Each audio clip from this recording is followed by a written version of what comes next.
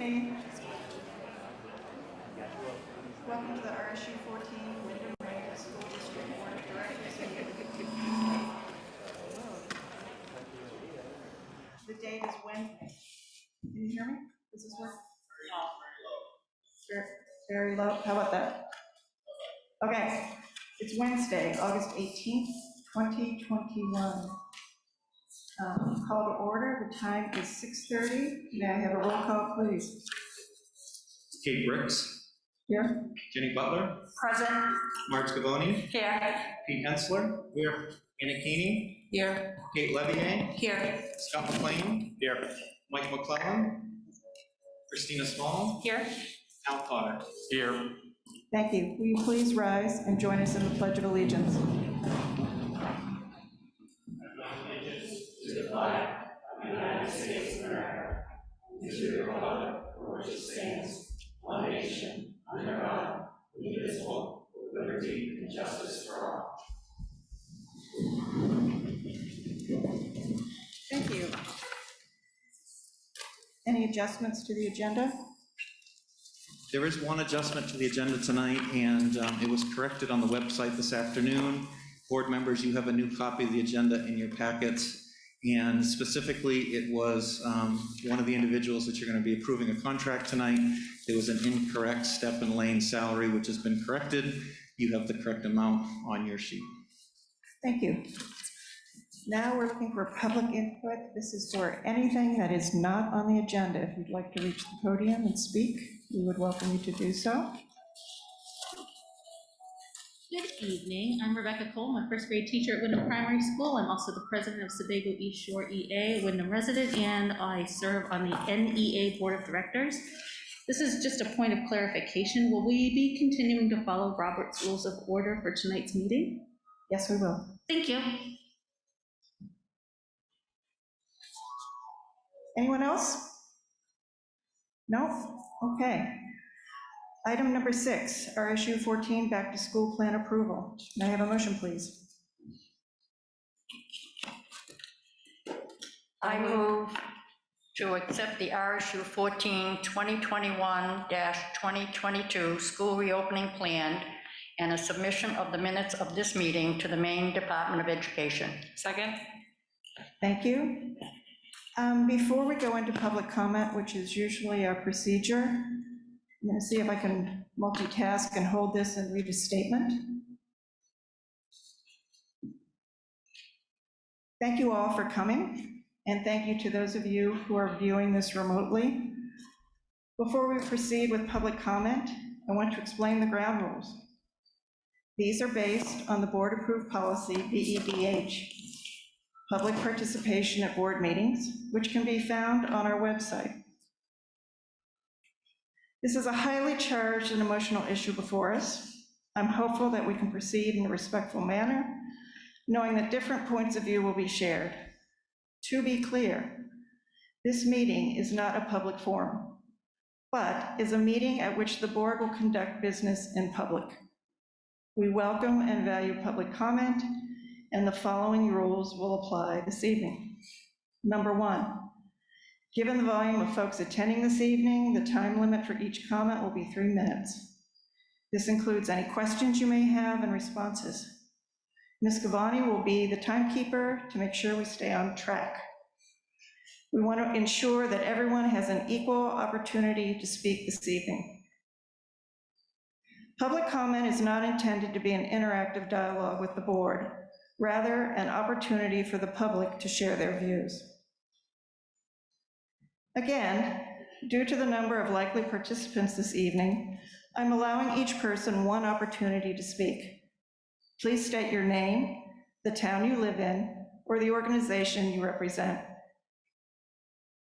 Spontaneous comment from the audience and interruption of a speaker should not occur. It makes it difficult for remote viewers to hear, difficult for the speaker, and it is important to maintain a respectful atmosphere. Gossip, defamatory comments, and abusive, vulgar, or threatening language are not permitted. Once public comment is closed, there will be no further opportunity for anyone to speak. I'm going to say that again. Once public comment is closed, there will be no further opportunity for anyone to speak. It will then be a time for the board to deliberate prior to the official vote. After the vote, we will go into a 5-minute recess and then resume the meeting. This meeting is actually a live civics lesson on how important decisions are made within our educational community. With many students in attendance or watching remotely, I'm very hopeful that we will all conduct ourselves as positive role models. Thanks again for attending this evening. Thanks for those of you who are attending remotely. Gary, do you have a number for that? 121. 121 people are viewing remotely. Thank you very much. We do appreciate your attendance and viewing. And now Mr. Howe will give an overview of his recommendation. Following that, I will open public comment. Mr. Howe. Thank you, Mrs. Brooks. And again, I know we talked about this last week. It was just about a year ago that we were in the exact same room. And at that point, the board was having the discussion of whether or not that we were going to open schools for the 2020-21 school year. And we did open. We opened in a hybrid model. And over the course of the year, as many folks are here, I know we dealt with COVID cases, we dealt with quarantines. But one of the things I'm most proud of is that our staff and all they did to actually keep our schools open during that time. I think all of us thought back in June that we wouldn't be back at this table again talking about this, that we'd be conducting regular business tonight, which is approving the student handbooks for the upcoming year, doing all of our late approval of contracts, talking about the strategic plan. But here we are again, talking about health and safety measures and how we're going to open our schools for this upcoming year. It's certainly not the discussion that I had hoped for tonight, and I know by the people that are here and the people that are watching and the folks that I've talked to, and even the kids I've talked to, this is not what we hoped for. We're here tonight because the state of emergency expired in the state of Maine. Recommendations were made by National CDC for how we should open schools, but given that there is no state of emergency, and that it is now up to individual districts, you as a board are being asked to then vote on what is going to be your policies. I know we've spent an awful lot of time in last meeting for all the individuals who did come out and the individuals that submitted comments. Most of that focus was on masks. But a reminder to everyone that masks are just one component of opening and reopening our schools safely. And I just want to remind everybody, so I put together just a few slides as a quick overview. Board members, you have the slides right in front of you. So our planning themes, and I mentioned this last meeting, first and foremost, we're going to protect the health and safety of all members of our school community. We care deeply about everyone who attends our schools. We want them here. And that's that second bullet, return all students to in-person instruction for a full 5 days a week. Last year, remember, we were in 2 days a week. Towards the end of the year, we were alternating. It's certainly not a substitute for a full 5 days per week. Our staff is fully on board. They're looking forward to seeing students 5 days per week. That was an overarching theme. It came up again and again and again. Another piece of our planning, which I know there was a couple of questions about this last meeting, and even some subsequent questions that came in over the time. Reduce the number of students and staff members who need to be excluded from school during quarantine. I know it sounds like a kind of a minor or a trivial. 1,700 individuals were quarantined last year. Some individuals as many as 5 times. And I'm aware of at least one student that was 40 to 50 days of school that they were in quarantine due to different things, whether it be through athletics, activities, things in school. So reducing that, making sure that the minutes that we have, the kids are able to do. And that falls into that last bullet, maximizing the number of instructional minutes throughout the year. My recommendation tonight, and I think the recommendation that you've heard from me, you may have also heard from other school districts, it's been a very hot topic in the news, is based on CDC recommendations that were given to school districts on July 29th. The original July 9 guidance was that coming back to school, kids that had been vaccinated was not considering at that time that they needed to mask. And then further on, those that had been unvaccinated, the suggestion was to mask. But that changed as Delta variant started to grab hold, numbers started to go up. Maine has had a little bit of a different experience than other places in the country, but with numbers rising, the recommendation came from CDC. And this is where you are tonight, voting whether or not to accept the recommendations or whether to apply your own set of recommendations to this. So number one, and this is the thing that I think superintendents were most excited to see in this, is that in-person learning is one of those things that we want to put first in the forefront. In here, and what were the recommendation, social distancing was definitely there, but in the extent that you can't social distance, in-person learning. CDC in this third bullet recommending universal indoor masking, 3 feet of social distance, and you'll see that here in a second in plan. Screening, testing, ventilation. We even talked about ventilation and the amount of work that's happened in the district. Respiratory etiquette, staying home when sick. Students, teachers, staff staying home with signs of infectious illness. And then really the focus within this policy being, or this recommendation, students under the age of 12 who are not eligible for vaccination. And currently in RSU 14, that's roughly 53% of our students are not eligible for a vaccination. And then there's a section here about localities monitoring transmission, screening, testing, outbreaks, what's happening, and then adjusting on the fly as things happen. We didn't talk about it last week, but the CDC recommendations, American Academy of Pediatrics came out with their own set of recommendations. They also stressed the idea of including required face covering. And something we didn't talk about, which I wish we had last week, multi-pronged layered approach. When you hear from an attorney, they usually say belts and suspenders when you're working on something, but it's about what are all the different layers that you can put in place to make sure that your school's safe and that you're going to be safe. And so American Academy of Pediatrics recommending masking, vaccinations, making sure that we're putting air quality into place and that we're constantly looking into our population to see if transmission is taking place. So just a reminder, and I'll go through this quickly. So these are the elements, and this is our layered approach. To the extent that we can, 3 feet between individuals, whenever possible. Last year, we tried, there were some limitations.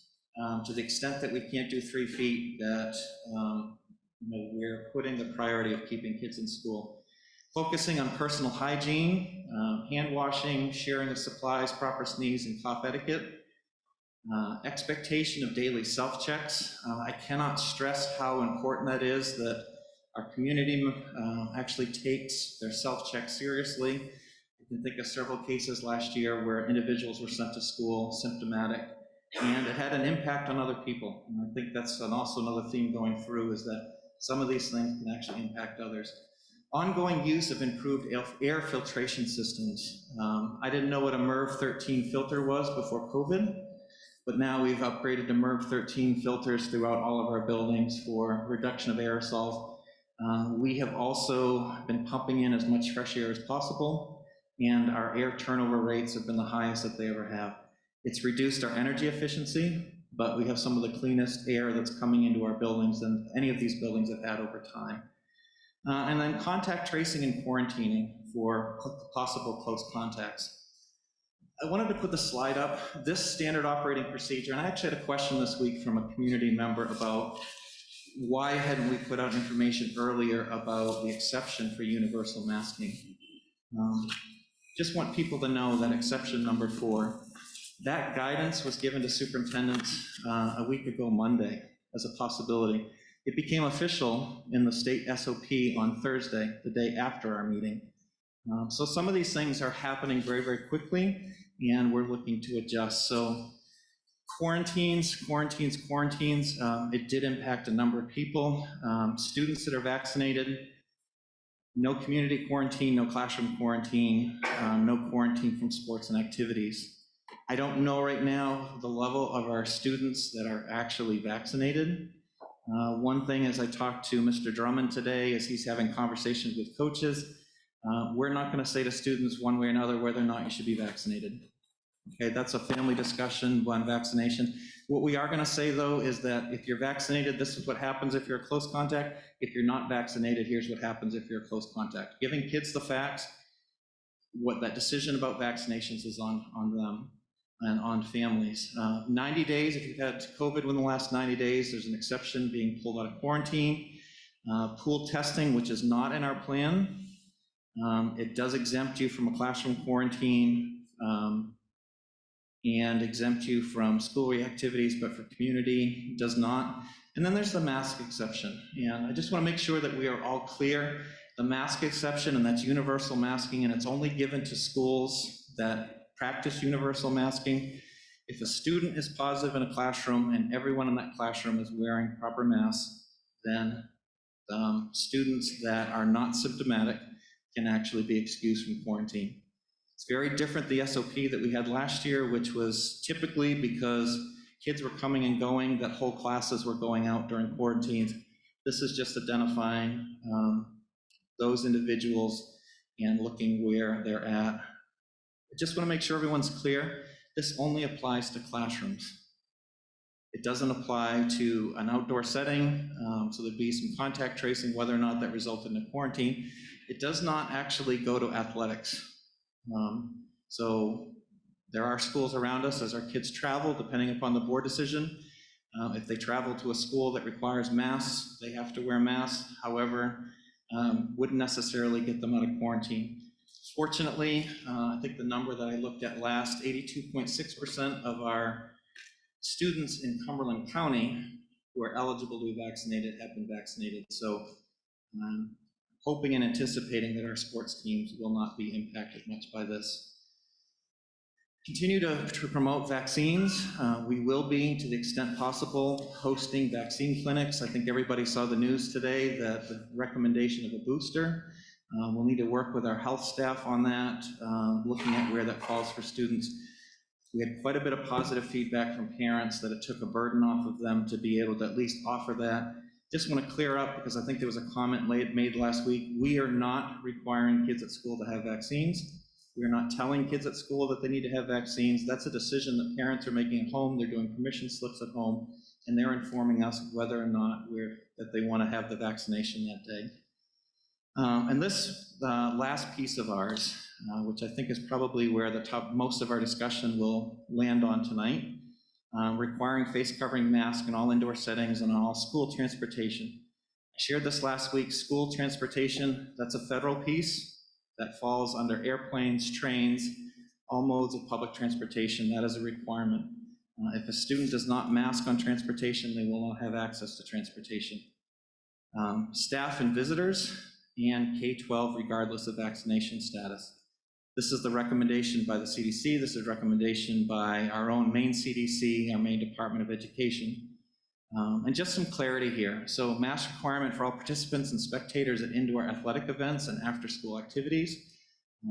If it's going to be part of our program, it should be happening at all times. As we did last year, allowances be made for medically documented cases.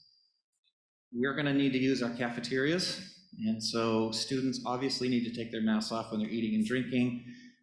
What we'd like for them to do is when they finish their meal to put their mask back on when they're sitting talking to friends. We want them back, social interactions.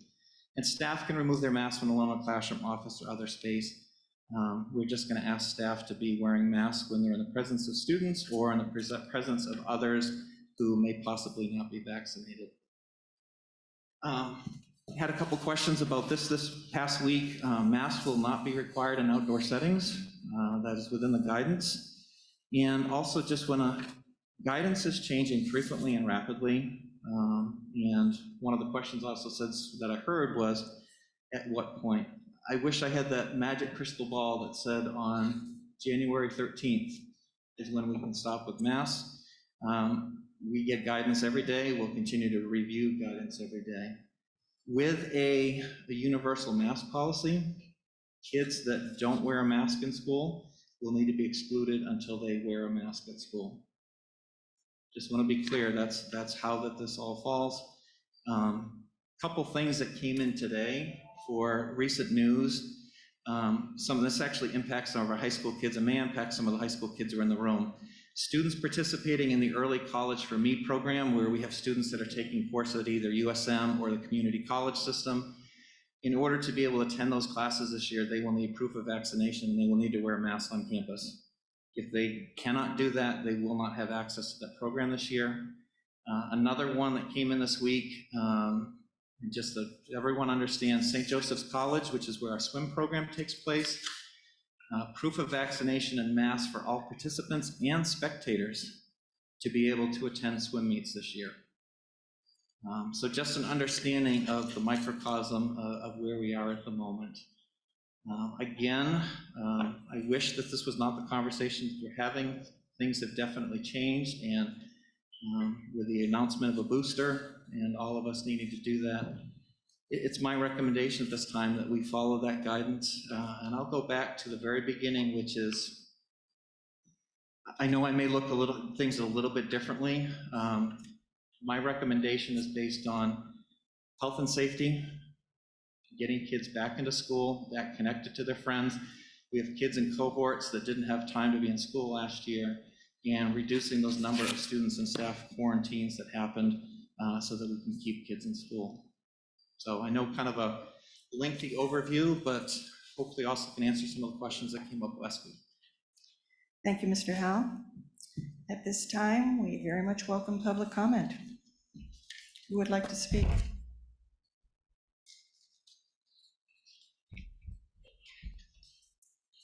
Thank you. Good evening. I am Courtney Post-Vanderberg.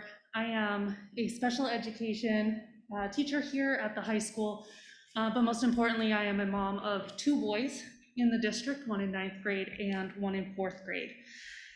Last year, we masked physically distanced students and only had half the student body in the building on any given day. This year, we're not. We're taking away 2 of the 3 things that we had last year. Did those affect our numbers? I don't know. Science says that most likely it did. My youngest child can't get vaccinated yet. He also has an autoimmune disorder. So his best protection is others being vaccinated. And if they can't be vaccinated, for him and the other person wearing a mask, as the mask protects others from you. There are children in the ICUs, and there are children who have died in the United States because of the new Delta variant. I do not want myself or my child to be responsible to have the contact tracing come back to my family or my child, that we gave it to another child, and they're now severely ill or in the ICU.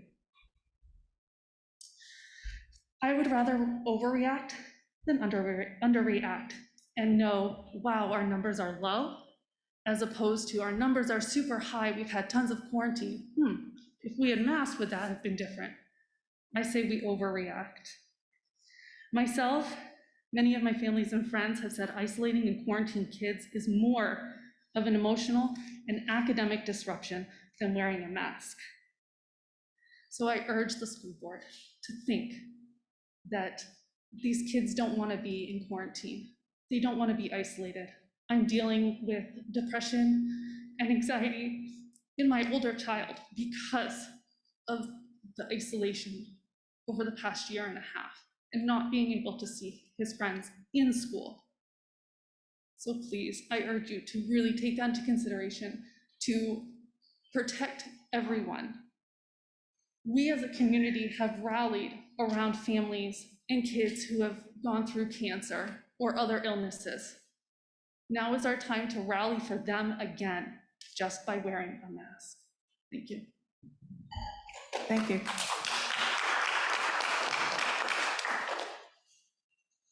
Hi, Tanya Brown from Wyndham, Maine.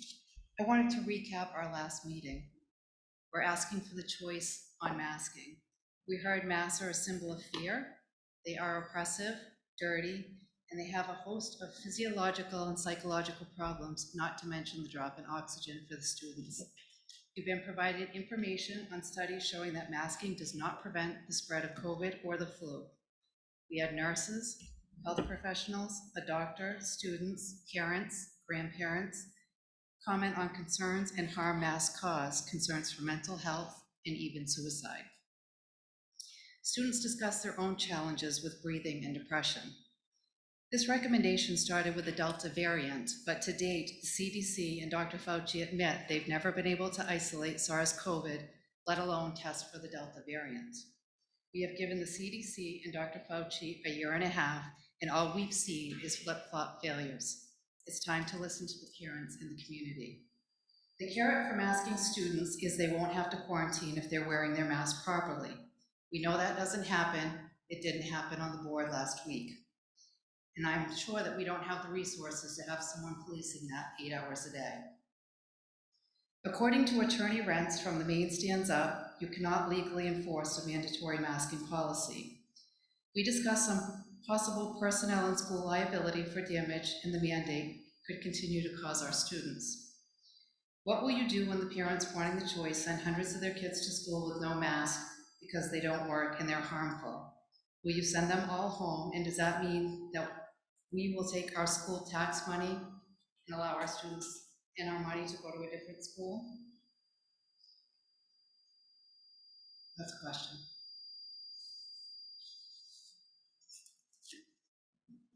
If a couple hundred students show up and they're not masked and you're going to be sending them home, are we going to be able to take our tax money and put that towards a school that will allow parents the right to choose? Depends on where you live. If you live in Raymond, Raymond has school choice, Wyndham would not. Vaccinations do not belong in the school. And then the last point that I'm going to make is the American Society of Pediatrics, their #1 sponsor, Pfizer. Anyway, again, I'm asking freedom of choice for parents. Thank you. Thank you. Anyone else? Excellent. Sorry. My name's Matthew Fox. I'm gonna be a senior at Wyndham High School this year. I want to preface this by saying I've never spoken at one of these. I don't know about Riley and Chloe, my friends that they came to. I don't know if they have, but after watching last week's, and it was just kind of like, it was just free for all, felt like, watching. And I didn't come here to try to like argue anything. I didn't try to like make this a personal thing, but there was one remark I heard, and it was something along the lines of how a mask itself takes away from a childhood, and coming from a parent, and as a student in a school that's actually going to a school, I just don't think that's true. I think, so first off, I have been quarantined over the last school year 5 times, which is give or take 30-ish days, like a month. I mean, not necessarily just school, but like that's missing out on school, that's missing out on friends, that's missing out on sports, basketball, working, all that.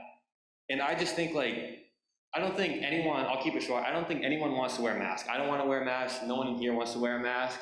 But if wearing a mask can allow us to have a semi-normal school year, where we can be back 5 days, where we can see all our friends, where we can have a homecoming, have a pep rally, have a student section at our basketball games for all my friends to watch. I feel like a small sacrifice in wearing this, little discomfort, can result in a bigger reward for everyone. Thank you.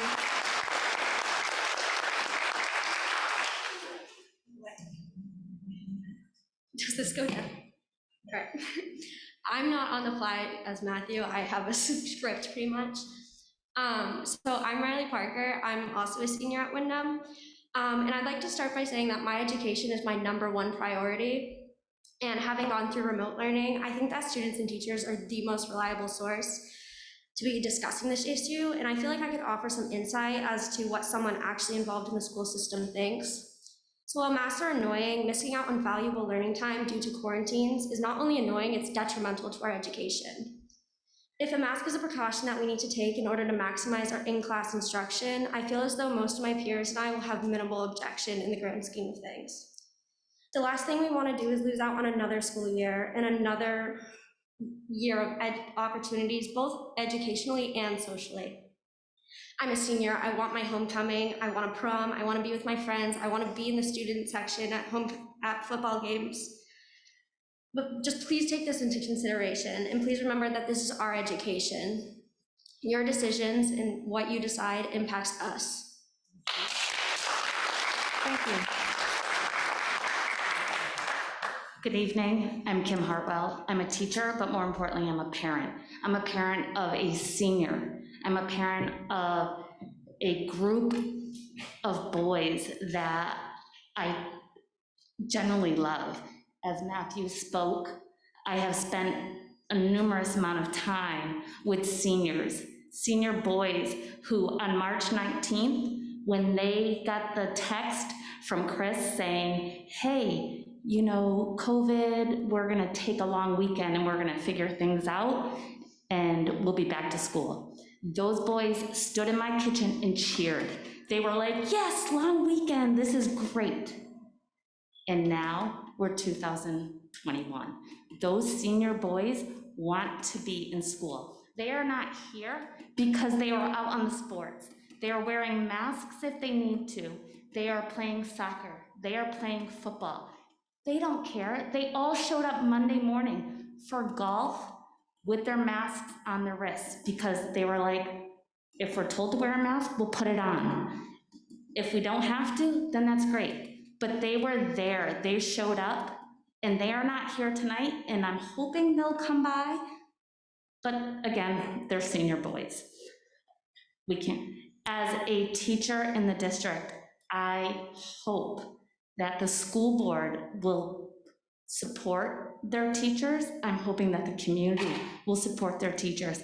I am also a daughter of an elderly person who lives in my home. I don't want to bring anything home to her. There are parents who have newborns that are teachers who don't want to bring this home to their children. We're just asking for a mask. We're not asking for a lot. I'm a special ed teacher who worked with these kids last year. My kids didn't have problems with masks. Anxiety runs high. It runs high for the kid wearing the mask. It runs high for the kid who's coming home at night wondering if tomorrow they're quarantined. Masks help. I just want these kids to be in school. They want to be in school. They want to have their year back. It is what it is. We cannot prevent this disease, but if masks are the answer to getting these kids into school 5 days, so be it. Let's do what's right for our kids. Thank you. Who's up next? Perfect. So my name's Seamus Morrison. I'm an upcoming sophomore in Wyndham High School. And I didn't practice saying anything. I didn't write down anything on paper because I just wanted to express how I feel about this and just how it's personally affected me, and not just me because I've heard it from a lot of my friends too. So I don't want to wear a mask. A lot of my friends don't want to wear a mask. It's a lot to take, and it's not so much of a physical, or it's not so much of a mental thing, and it's both mental and physical, because the way that masks can make you feel, like a thing that masks created for me and a lot of my friends was acne all around our mouths and stuff. And it made us not want to go out in public anywhere, and we felt that we had to wear a mask just to cover it up. And it created thoughts for some of us that we don't want to ever think of again. And it was just a very big mental toll that it took on us within school and out of school. And personally, my parents don't know this, so I'm gonna say it now, but within wearing masks, I didn't like the way that I liked. I was never a kid that was insecure about myself until this year, and it resulted in me having suicidal thoughts because I just didn't like the way I looked. And all of this would have never happened if I never had to wear a mask. And it just the mental aspect that took on me was just horrible. And once a lot of these mask mandates were pulled down, it started to get better. And just wearing masks again this year, I just can't go through that again. I don't want to go through that again. So, and I understand there are people out there who want their kids to wear masks, and I'm fine with that. But I know that there's a lot of kids too that don't want to wear masks. So I think that making it optional for these kids to wear masks would just make sense. That's all I have to say.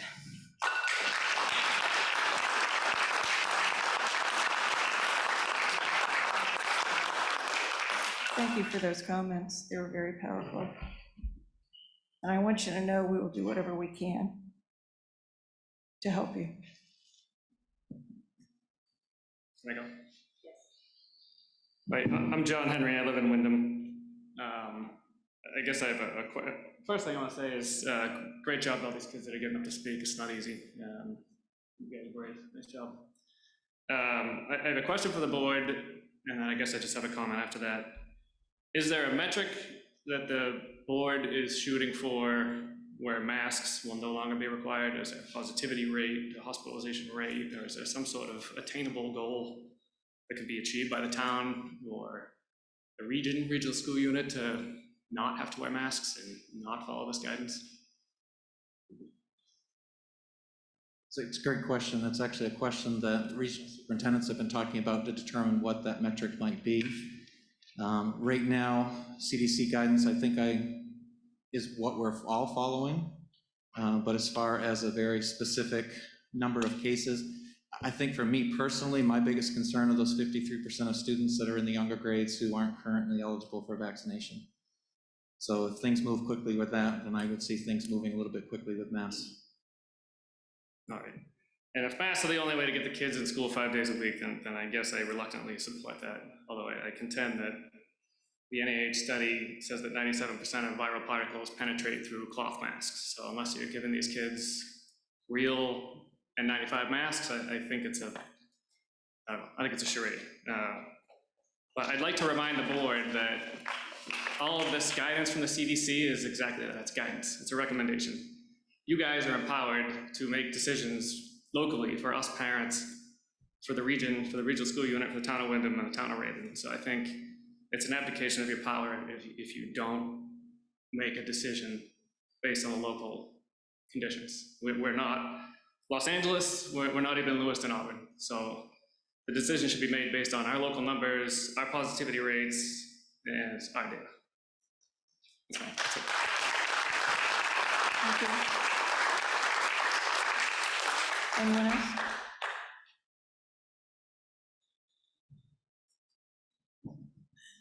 Good evening, Sharon Jewel from Raymond, Maine. Just have some quick questions. So it seems like, we all know that this is a very divisive topic, and there's the likelihood that a lot of parents are going to not have their children come to school this year. Has the board put in any thought how you're going to handle if there's a great number of students that choose not to come because of the mask mandate? Again, I'll go back to when the executive order and the state of emergency expired. As same time, attendance regulations expired, which allowed then for all the different attendance waivers that go on. Right now, there are no current attendance waivers in Maine law for kids who choose not to attend a school because of a mask mandate.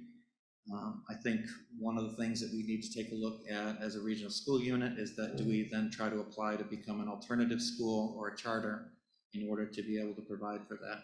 But currently within Maine state law, students that are eligible for school are supposed to come to school, and we would actually have to apply to the DOE to do something alternative. Okay, is that something that the board would take up in a future meeting or two? How would we get that on the? I think it depends on the outcome of the vote. Okay, all right, thank you. Has the board reviewed what other local districts are doing? I was looking at the list on WCSH's website today that goes through every school district in the state. And of note, Gorham, our neighbor, is not having a mask mandate. So if you've taken that into Gorham consideration. voted on their mask mandate last week. Oh, did they? Yeah, so they have a universal mask mandate. Okay, so the website was incorrect then. Yeah, Okay. so at this point for Cumberland County, not all school boards have voted, but the recommendation going forward for Cumberland has been mask mandates across the county. Okay, thank you. In your presentation last week, you talked about one of the reasons for doing this was to limit the number of people that have to quarantine.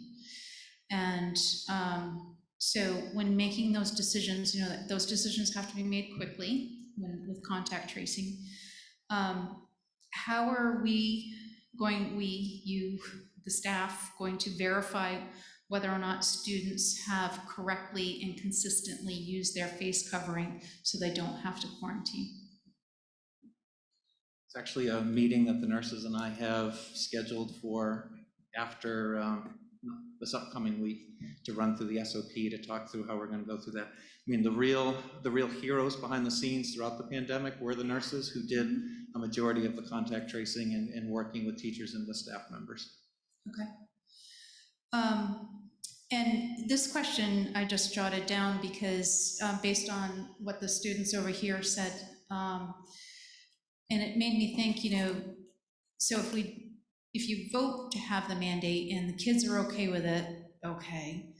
But what are we gonna do as an RSU to educate the kids so that they're following guidance outside of our walls? Excuse me, the time is up. I just didn't want the buzzer to keep going off. Oh, okay. I'm sorry. 3 minutes are over. Okay, well, I'll save it for the next meeting then. Thanks. Any further questions, you can certainly email Mr. Howe.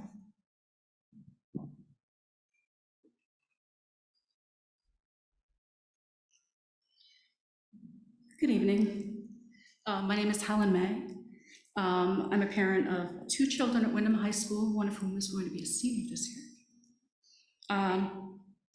It's hard to follow the kids and what they had to say. And I appreciate and have empathy for the young man who spoke about how masks are difficult for him.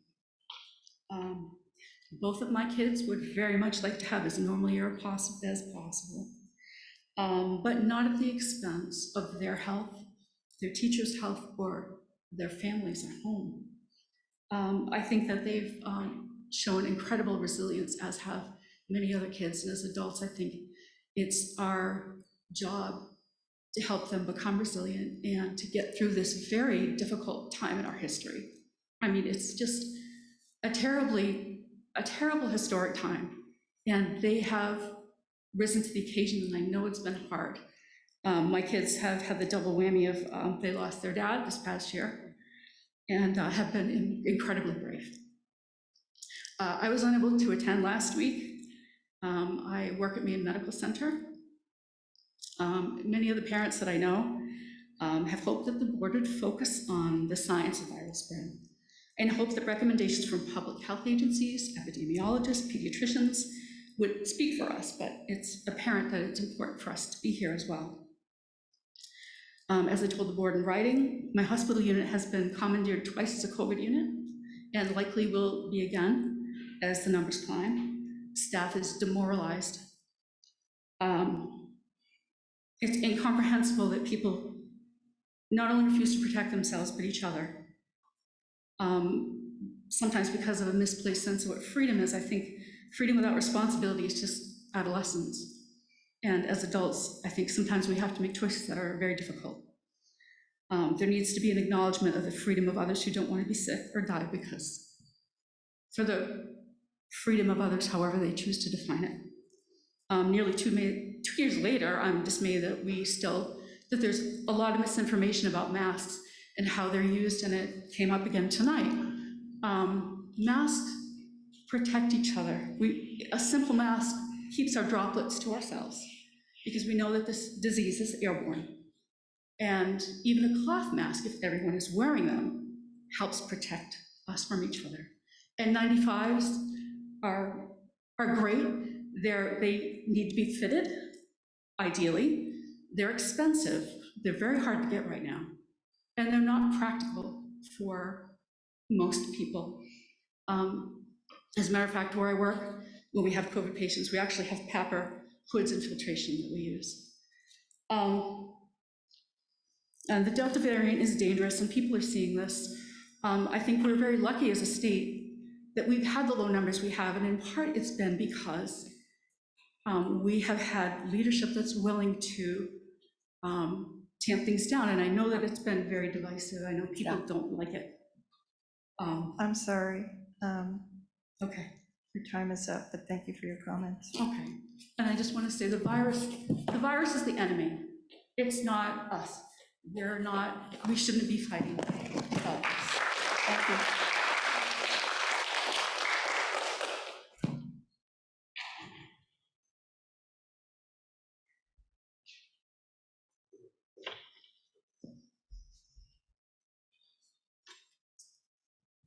Good evening. Can I ask a quick question? Do you get most of your information from the CDC? First of all, do you mind giving your name, please? My name is Jack Cassie. I live here in Wyndham. And the question I had to the board is, did you rely mostly on the information from the CDC? Your guidelines? All right. I just basically, I've done a lot of research on this, looking into it. And the people that are affected by this under the age of 40 have a 99.9% survivability rate. Since the start of this pandemic, in the past 18 months from January of 2020 to July, 335 children have died from COVID related, according to the federal CDC. At the same time, same 18-month time period, 49,725 children from the ages of 0 to 17 died from all causes, okay? So COVID death count is 0.673% of all deaths among children under the age of 17, based on the death certificate submitted to the National Center for Health and Science.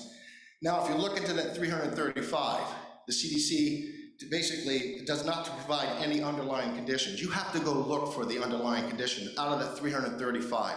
They have it there, but if you looked at it, there's a whole list of them. It's not strictly just, you know, COVID or anything. There's a bunch of other things, and I wasn't going to print out because I know we had a short amount of time. The other thing I want to say, and I asked you this about the CDC, strictly getting their guidelines, you get it from them. Has anybody on this board done their due diligence to look at other research out there? And I ask this because there have been extensive randomized controlled trials, studies, and meta-analysis reviews of those RCTs studies, which show that masks and respirators do not work to prevent respiratory influenza-like illnesses or respiratory illnesses believed to be transmitted by droplets and aerosol particles. Those studies, there's about 8 or 9 of them, are not just all of a sudden now. This is from 2009 up to 2020. All right, there's studies out there that show that the masks that most of us wear don't work. It's still going to be there, and the science is out there, and I'd be willing to give you these studies. But my question to you is, with regards to the mask and study, have you all done more to look into this than just what the CDC says? Mr. Howard, I mean, do you have any answer to that, or are you just strictly going by the CDC, what the CDC says? No, and actually, Jack, I'm not going to get into a mass debate on that. The article I read this afternoon was a Harvard medical article, which was on masking and the effects of masking and stopping the spread, specifically of COVID, back and forth between parties. Okay. Mr. Howell, we're done. Excuse me? Time's up. Oh, okay. I'd be glad to send that to you, Mr. Howell. Thank you.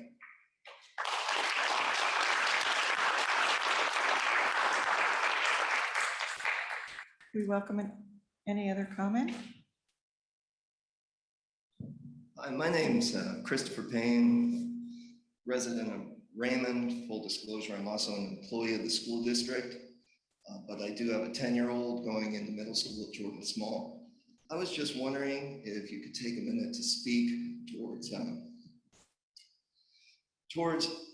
in the plan that you've proposed, how much emphasis would there be placed on allowing teachers to have outside learning, given that the anxiety is primarily based around the mask wearing, and that mask wearing, as far as I understand, is confined to indoor learning spaces. I understand a great deal of curriculum is based around internet connectivity, but I'm wondering if there's the ability to lighten some of the pressure, particularly at the elementary, perhaps up through Manchester level, on teachers to have all that learning be exclusively through the internet. Do we have to have iReady be the only way they learn math? Could we provide a strong emphasis for teachers to be able to bring their classes outside and to help alleviate some of the math scoring? Thanks.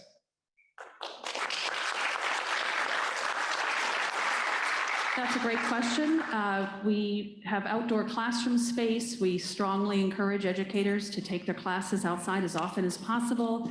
As Superintendent Howell mentioned, masks are not required when outside, so there are wonderful opportunities to get on the campus, outside of classrooms, unmasked to engage in learning.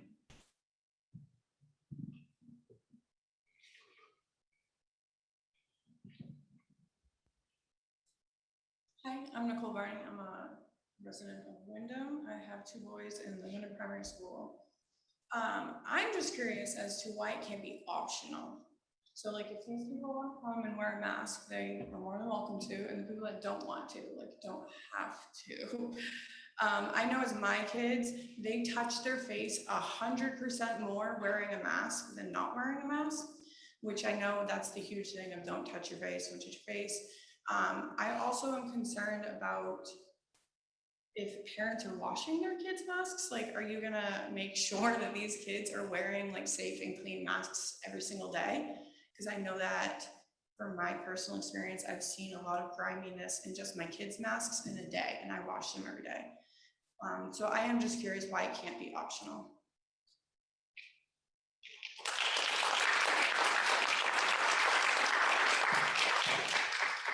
The whole purpose behind masking is to one, not only to have me protected from you and from you to be protected from me, to reduce the amount of transmission. I get it, but if they work so well, why can't just the one party wear them if they're all for them? Because you automatically increase your effectiveness when you have 2 parties doing it versus 1 party doing it. But you're also taking all these other precautions of the 3 feet apart, this and that. Like if we go into a restaurant and we sit down, we can take our masks off. Like why can't the kids go and sit down at their desks and take their mask off?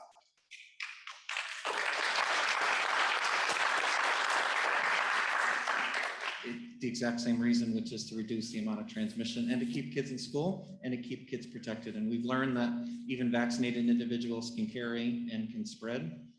And again, and I said at the beginning of my presentation, trying to keep the greatest number of kids in school for the longest period of time.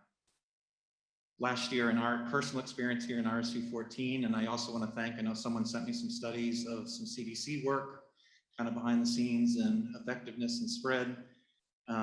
Masks did work for us last year. We did not see the transmissibility. And I know that there was some great concern in the community when we had outbreak status, what that meant with transmissibility, but kind of peeling back the cases and the work that our nurses did with the CDC, the masks worked for us last year. Wait, how do you know they worked? I mean, my kids were quarantined every other week between daycare and school. Like, how do you know they actually worked? How do you know the numbers wouldn't be significantly increased if you're doing all these other precautions? Where's the data? How do you actually how the rate of all of it? Where's your data? Where's the data? I'll answer specifically to your question. Which was specific to kids wearing masks at school. We're not going home and showing symptoms. That's where we based our evidence of whether or not there was community transmission. Time's up.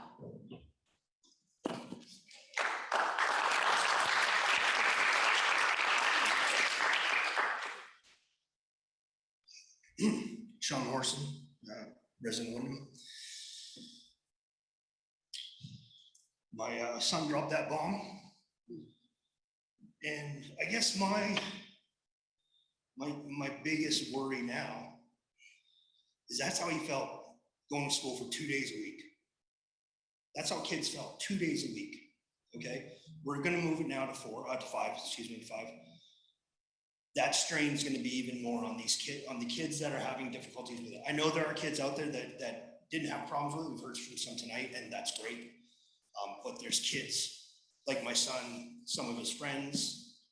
You know, I had sent the board members a letter he had wrote and a letter his friend had wrote also about the difficulties they face. And again, that was just 2 days a week.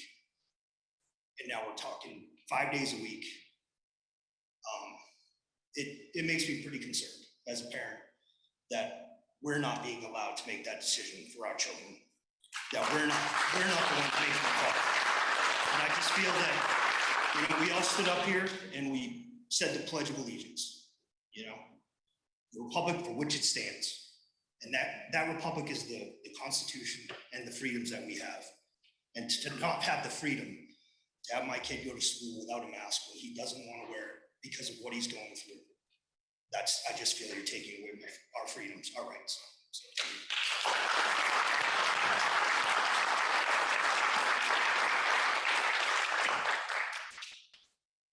Anyone else?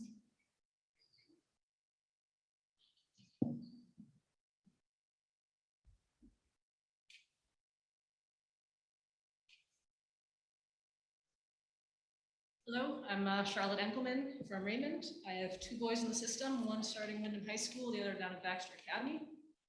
My son at Baxter Academy has not been in school for a year and a half. They've been completely remote.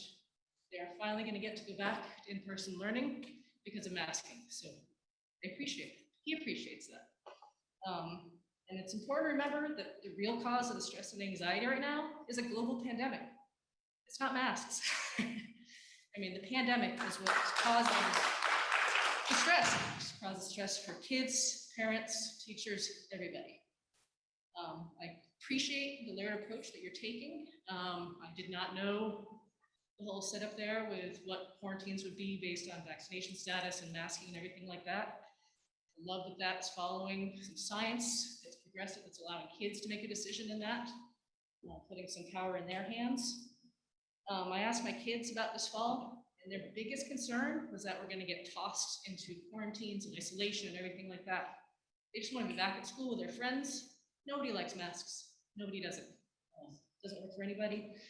Nobody wants to have their face covered, but it's a very small piece that we can do to keep those kids in school, keep the teachers safe, keep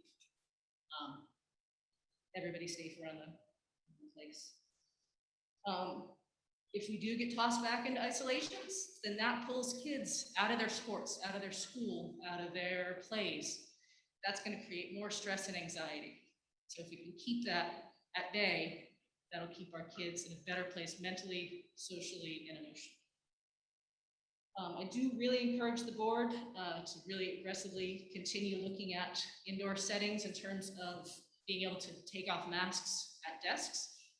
Offices, businesses have been using that approach for a long time. If you're seated at your desk, take your mask off. When you're in transition, mask back on.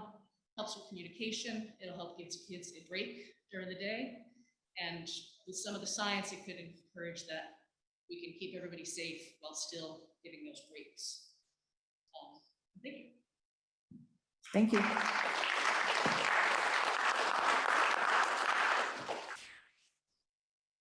I thought I saw somebody over here, no?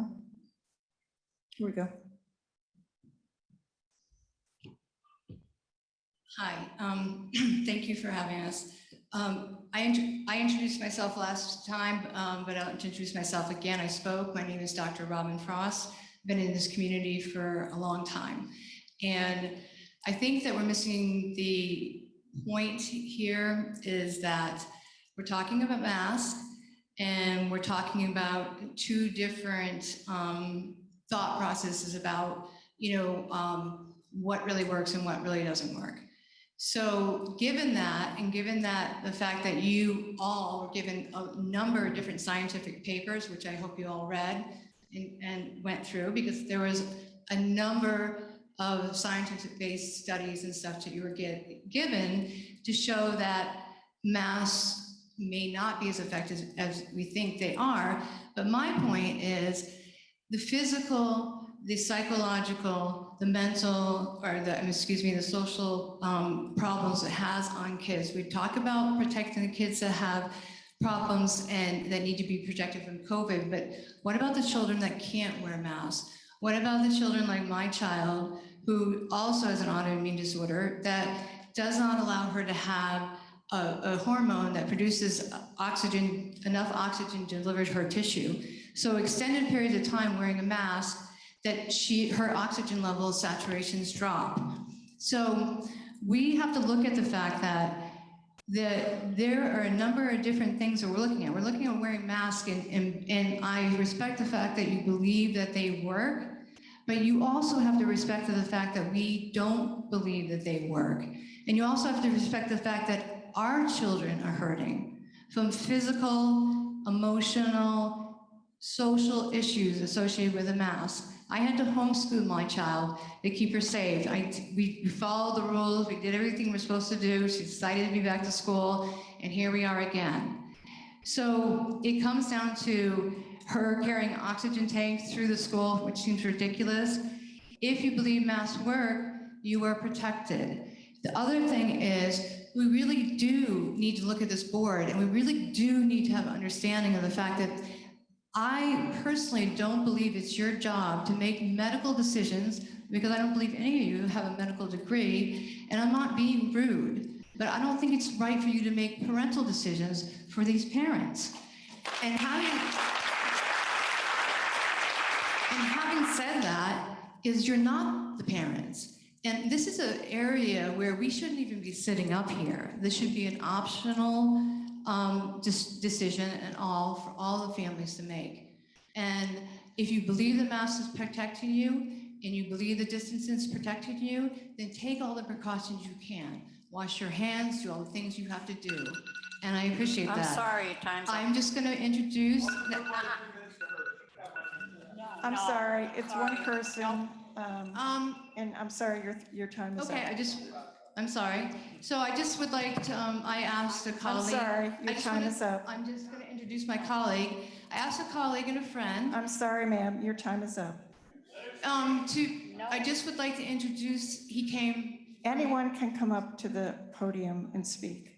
If he'd like to come up and speak, he may do so.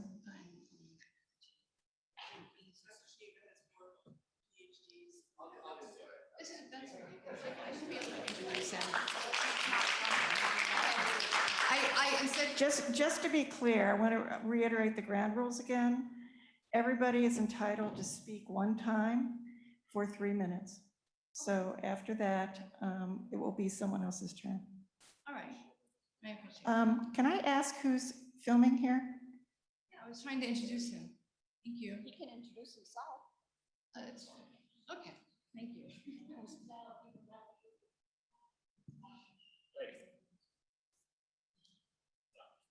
Can I start? Yes. Hi, my name is Dr. Shiva Ayadure. I'm an MIT PhD. I have 4 degrees from MIT. My PhD is in a field called biological engineering. I'm considered one of the leading guys in the world on the immune system. In 2019, the National Science Foundation had me deliver the lecture on the modern science of the immune system. It was called the Prestige Lecture. The issue with masks, to me, it's fundamentally an issue about education. And it's an issue about the emperor has no clothes. And I think it's a big opportunity for the people on that side and this side of the room, young people, to go back to what education was about. It was about science, it was about the scientific method, not about scientific consensus, not about making up science as you go without evidence. That's what you were doing, all right? So I've taught at MIT. I've won probably every science award in high schools. So you're looking at a scientist, a practicing scientist. So I don't have I don't have a horse in the race, but the truth. The truth is this, that the masks are completely ineffective. 97% of the particles go through, period. Okay? Number one, you look very stupid wearing masks, okay?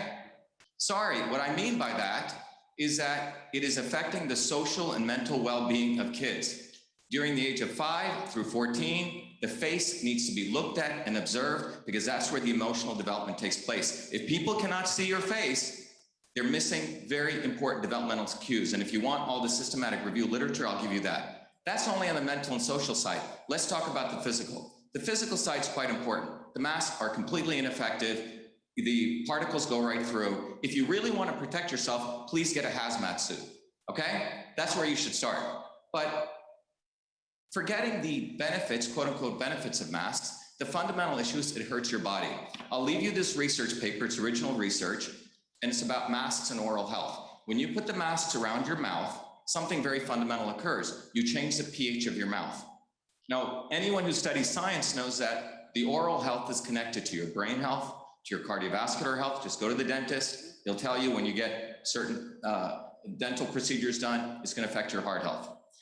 Particularly for young people between the age of 5 through 14, and when they're developing, the microbiome, which is a bacteria in the mouth, is in a state of plasticity, which means it's developing. So when you put that mask around you, raise the pH, and when you raise the pH, you change the bacterial content in the mouth. When you do that, you're going to create a cascade of health issues that are absolutely unknown and detrimental. So you're making a decision based on CDC, which is a highly corrupt organization, and you're purporting things which you have no evidence for, and that's what you're educating people on. You're not a scientist, and it's absolutely abhorrent that you're making these claims. The bottom line is this: masks do not work, they hurt the microbiome in the body, and that is going to set up many of these kids for health issues that you don't even know about. And then finally, let me just remind all of you. I'm sorry, sir. No, Your time is up. Let me just finally I'm sorry, remind all sir, of your you, you time guys is do up. not have qualified immunity because the Third I'm Circuit sorry, has ruled sir. people can sue you also. Okay? Yeah, you can have the research right here. So personally, these people will be able to sue you, and you will not have qualified immunity as a school board. So let me remind you, you're not going to get away with that. So the emperor has no clothes. I'm sorry, sir. And I'm sorry, fundamentally, sir. the wearing of masks should be optional. I'm sorry, Okay, I don't sir. think I finished my 3 minutes. Thank you. Thank you.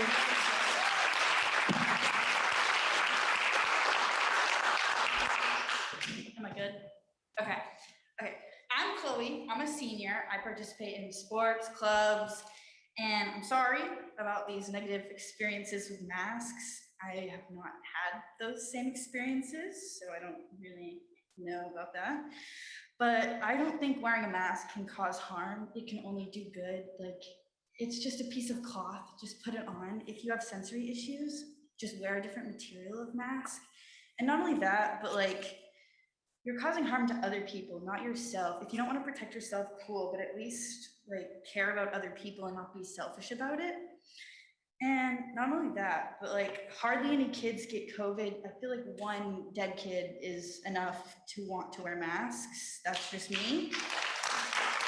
And I think what would help is if the school board defined what would be the goal to not wear masks eventually. I think that would help with a lot of the confusion.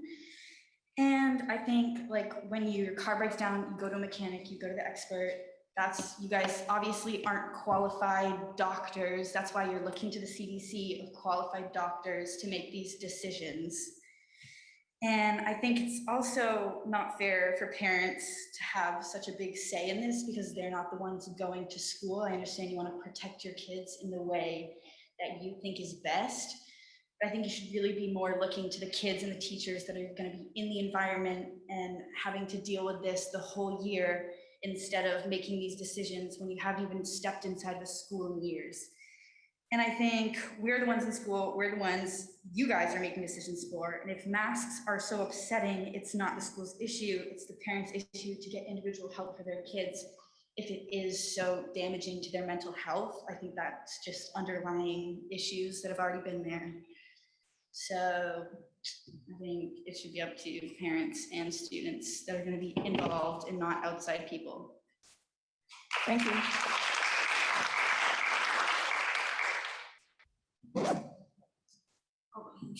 Okay. Hi, my name is Mikkel Tupper. I had no plans of speaking, but that just got me a little heated. As a mom of a first grader, well, he will be a first grader this year. My son loved kindergarten the first 2 months. He was pumped, so excited. He did okay with the masks. And after about a month or two, he realized that he couldn't see his friends' smiles. He couldn't high five anybody. He had no idea why he was being scolded for being close to his friend that he felt comfortable being with in a new place. A new place. Sorry, I'm like attacking him, not meaning to do that. this sucks. I know it sucks for you guys too. You don't want to be in this position. Anything we say is going to come across either like we're coming at you or we're trying to list a bunch of facts. And again, I don't want to do that. I'm just a mom who was so sad to see my kindergartner bawling his eyes out, not wanting to go to school, and me trying to convince him that masks were the right thing right now when I wasn't entirely sure of that myself. Unfortunately, the masks do help, I'm sure, limit some cross-contaminations maybe. I don't really know what I'm talking about. I'm not a scientist, doctor, any of that. But we're not letting our children's immune systems do what they're meant to do. And now, as they go into school, is such a good time for that because they're being exposed to boogers everywhere and farts and snot, wherever, for real. And to say that a mental health issue is probably an underlying thing that the parent should be responsible for dealing with is extremely offensive. And I don't think you meant it that way. And you're a high school student, right? Senior? Yeah, that sucks. You're worried about missing your prom. You're worried about so many things being missed out on. I was a senior thousands of years ago, and I remember never having to worry about that. I can't even imagine what you're going through. But as a mom of a first grader, I never thought the hardest thing I would have to do as a mom of a first grader is explain why a mask is normal for school. Why it's normal to be distanced from your friends, why you can't high-five your teacher, why you can't see them enunciate the words they're trying to teach you. And somehow my son managed to be so academically well off in kindergarten. I don't know how he managed to get through that with all the stuff he was dealing with personally, but I do think parents have more say than anybody in this issue. And that's why we're here, and that's why we're speaking, and that's why you're listening, and I appreciate that. Is it Seamus? I want to thank you for speaking out. That was probably the hardest thing ever to do what you did. And you probably, anybody who's watching that needed to hear that, all these parents that had no idea you're parents, that's huge. And I am so proud of you. You don't know me, but I'm proud of you. That was huge, man. And listen, you're a handsome kid. You're gonna be fine, acne or no acne, okay? Life is good. We got your back. Sorry, Time's up. Okay, thanks for listening.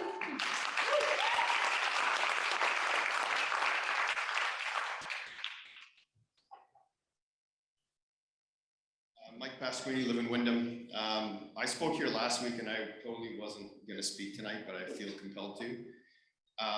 Not to sound corny, but I think even last week I presented some data, right? So I cited the CDC, I cited the FDA, I cited studies in Turkey from a neurosurgeon. Anyway, it doesn't make a difference. I think a lot of people are looking for love in a lot of wrong places here. What I'm hearing a lot is I'm hearing people saying that they want to wear masks because masks are good and masks protect you and masks protect you and masks help you and they're going to keep you healthy and keep you safe. The science doesn't portray that at all. The science from the CDC, I mean, if we want to cite the CDC, I mean, you can cite the CDC. I gave you guys an easy to read infographic last week that shows that surgical masks, FDA approved surgical masks are not respiratory protective devices. They don't work with nanoparticles and aerosol particles. They don't, they pass right through. So with that said, I understand kids want to be in school and we all want our kids to be in school, but I think we're doing all this mask stuff for the wrong reasons. If they don't work, then what's the point? Why not give the decision? If people want to feel protected and they feel like masks protect them, let them wear the masks. That's fine. But the people that know that they're not protecting them and that they're causing social harm and psychological harm, I'm here talking for my kids. I didn't want to do this at all. But my kids come to me and I speak for my kids. It hurts them. My daughter's tired. She's 10. She comes home and she feels lethargic and she's tired. She can't focus and concentrate and she's already behind on learning. We came from Canada where she had most of her studies in French. And then she comes over to this and it's different and she's catching up and she's behind and she's doing better and doing better and doing better. Now she said she doesn't want to go to school if she has to wear a mask. And that's hurtful. It's hurtful because I know in all the research I've done and listening to a gentleman with 4 PhDs state the same. The evidence is there, the science is there, let's follow the science like everybody says. Masks are not effective, and I hope that you folks, again, I thank you all for being here, and I believe you shouldn't be sitting in this seat and having this decision. I don't think it's for you guys to decide that, and with that, I think it should be the choice of the parents. Thank you.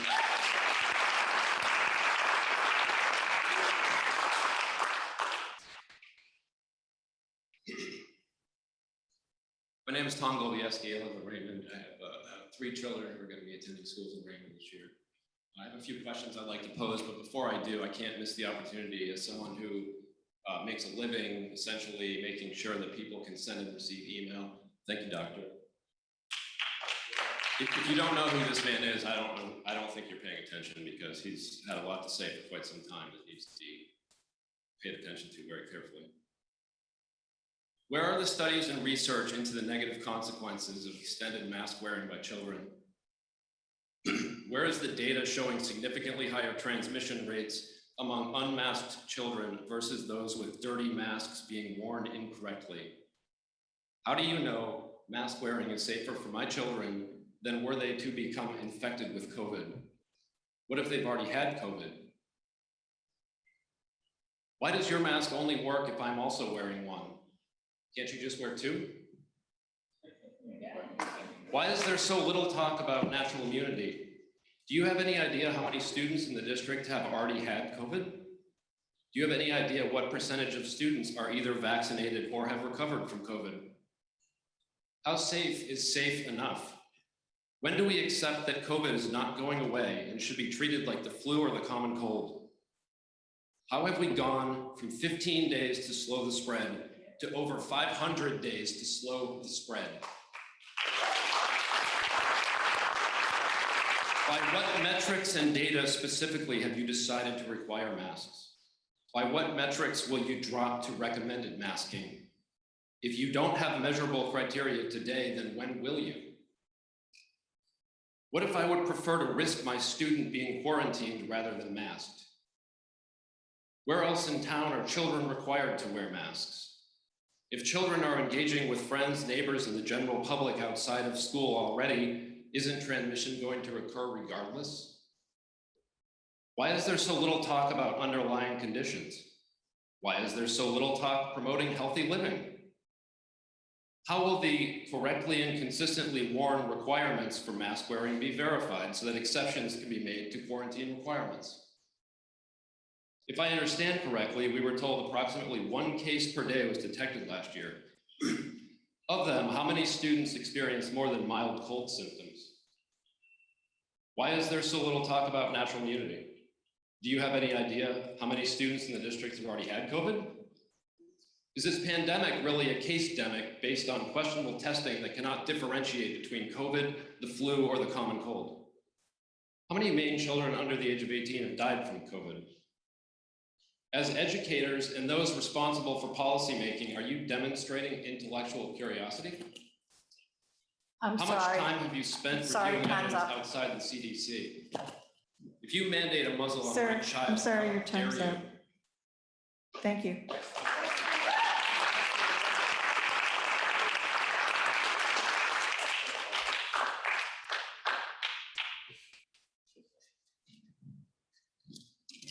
Hi, my name's Jason Blair. I live here in Maine, and I want health and safety. I think safety is a tricky word. There needs to be more health and less safety, because safety gives us things like masks that don't work. What about the immune system? What about real health? You guys are lucky because you have a doctor here right now, and I hope you listen to him, because he's an expert on the immune system, and that's what is going to protect you from COVID, not your mask. And I also want to say, this is Maine, we're lucky that we have 900 people that have died. It's not California. So why should we do what California's doing? I don't get that. Since they're the worst state, we're gonna do what they did. I think masks need to be optional, and that's about all I got to say. Thank you.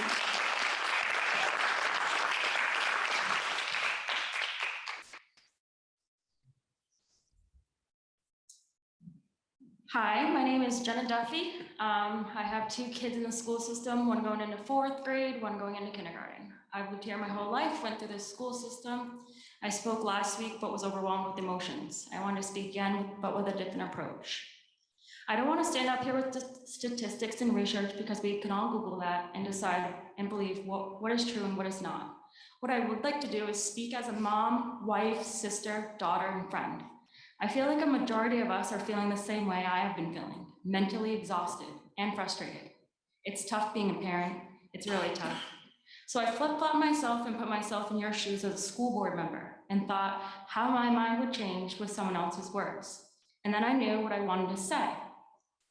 I wanted to speak about what you don't see, what we as parents are seeing and dealing with.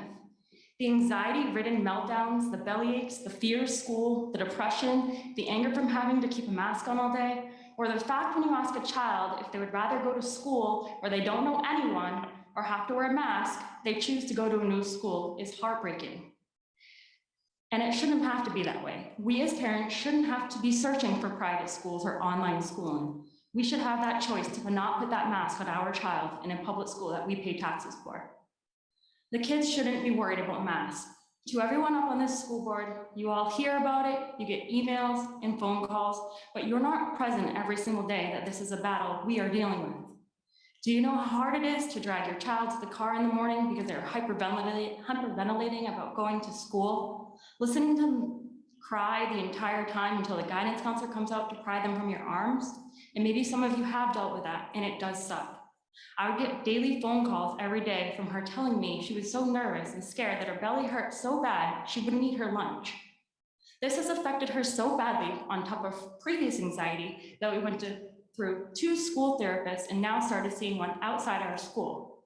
I reached out to our pediatrician and she told us there was a 6-month wait to see a therapist back in May. So I went on my own and found one myself. My child is suffering and I couldn't just weep and watch this happen. I was struggling and still am as a parent because I've exhausted all my options. A 6-month wait, that's concerning to me as a mom. Shouldn't this be our main concern, our children's mental health? Whatever happened to no child left behind? Because right now, all I see is every child being left behind. Everyone is so worried about keeping masks on children that no one is thinking of their education, well-being, and normalcy of our children should be having in the classroom. Of course, we want our kids to be healthy. No one wants their child to be sick, but it's a fact of life, everyone gets sick. February 3rd, 2020, before the pandemic, Edna Libby Elementary School had to close to 35% of their students being out due to the flu influenza. I guarantee you the COVID test was available, those kids. I'm sorry, time's up.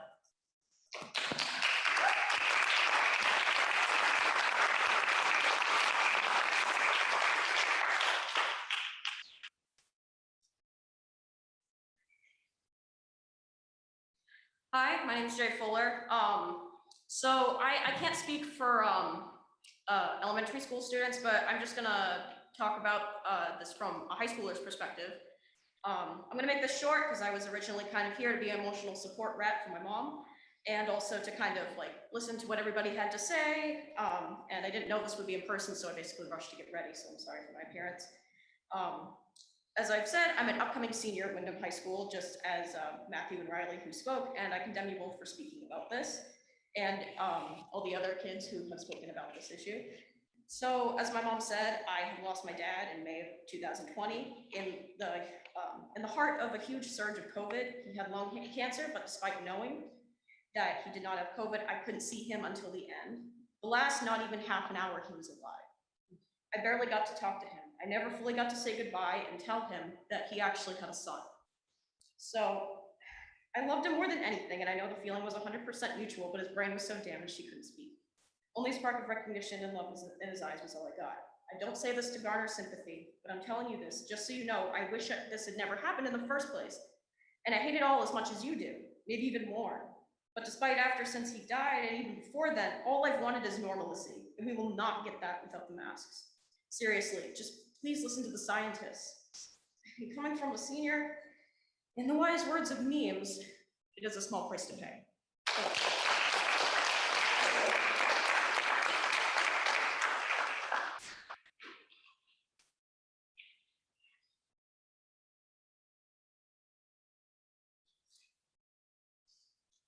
Hi, I'm Celeste Pelkinen. I have two boys in the school. One's going second and one's going into fifth. After being here last week and tonight, I just hearing everybody speak. Everybody has their own story. Every family has their own story. And I don't think anybody is right or wrong. Obviously, they're fighting for their senior year. I'm fighting for my child's. Like, everybody has a story.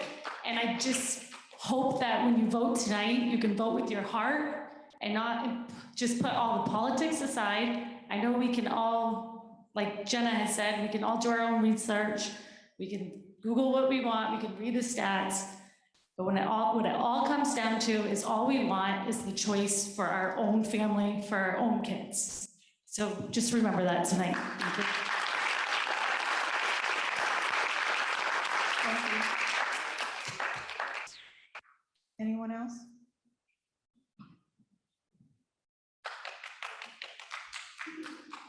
Hi, my name's Olivia Benish. I live here in Wyndham, and I go to Wyndham Middle School. I didn't know that I was going to be speaking tonight. I actually didn't even plan on coming.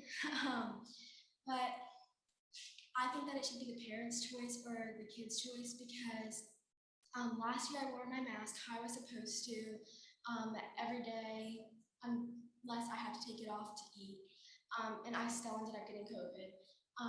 So what's it going to change if I don't wear one this year?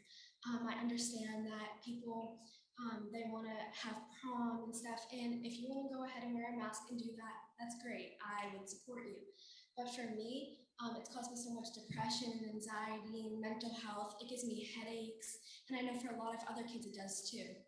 So all I ask is that you take into consideration just making it our choice. Thank you. Thank you.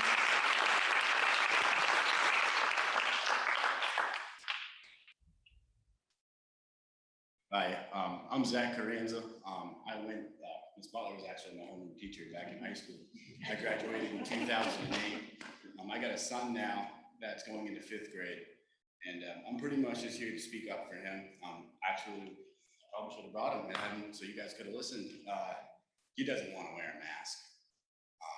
It's doing something to the kids, especially at their younger age. I can see it. I see it in my community.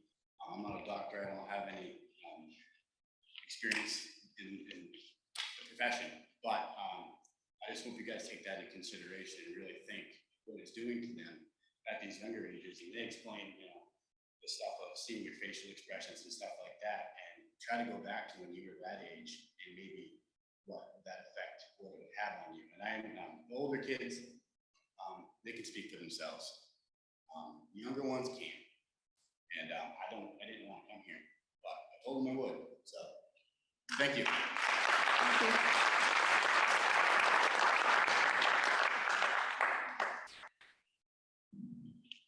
Hi, I think you asked me who I was filming. My name is Jerry Payne. I live in Massachusetts.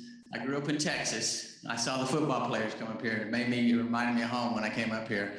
But I just wanted to tell you guys are all elected officials. I think you guys are getting your orders from on high, and you think you're gonna have immunity from the decisions that you make. But the decisions that you make, if some of these children become sick, you do not have qualified immunity from what your decisions you've made. The Third Circuit Court of Appeals has ruled that elected officials, school board officials, do not have qualified immunity. These people can sue you if their children become sick because of the decisions that you make on the mask. My name is Jerry Payne, and I'm going to leave these two documents from Dr. Shiva to the people who are not masked.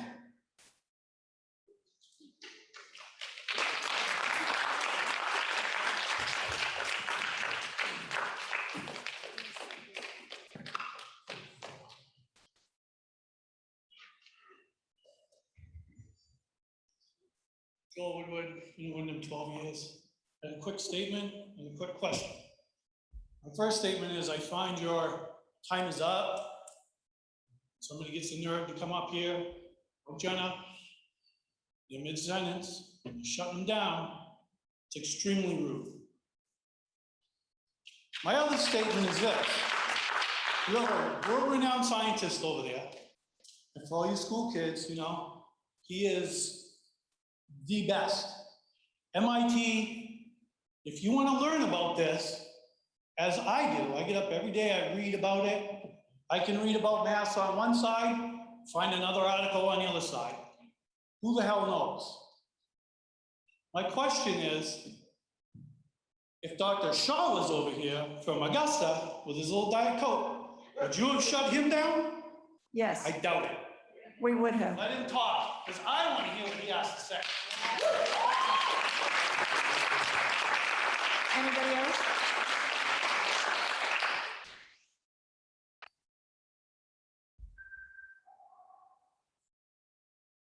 Hi, I'm Emma Alden. I'm Robin's daughter. I would just like to come up here and say a couple words.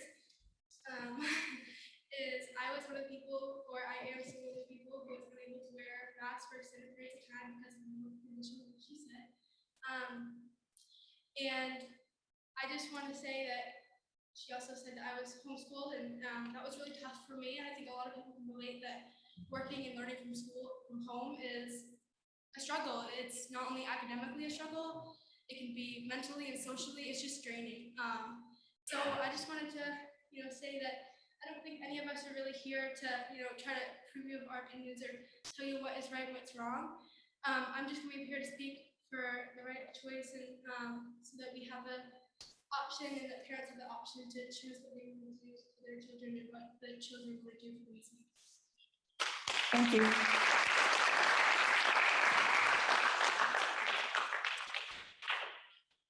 We welcome any other comments. If you haven't spoken before.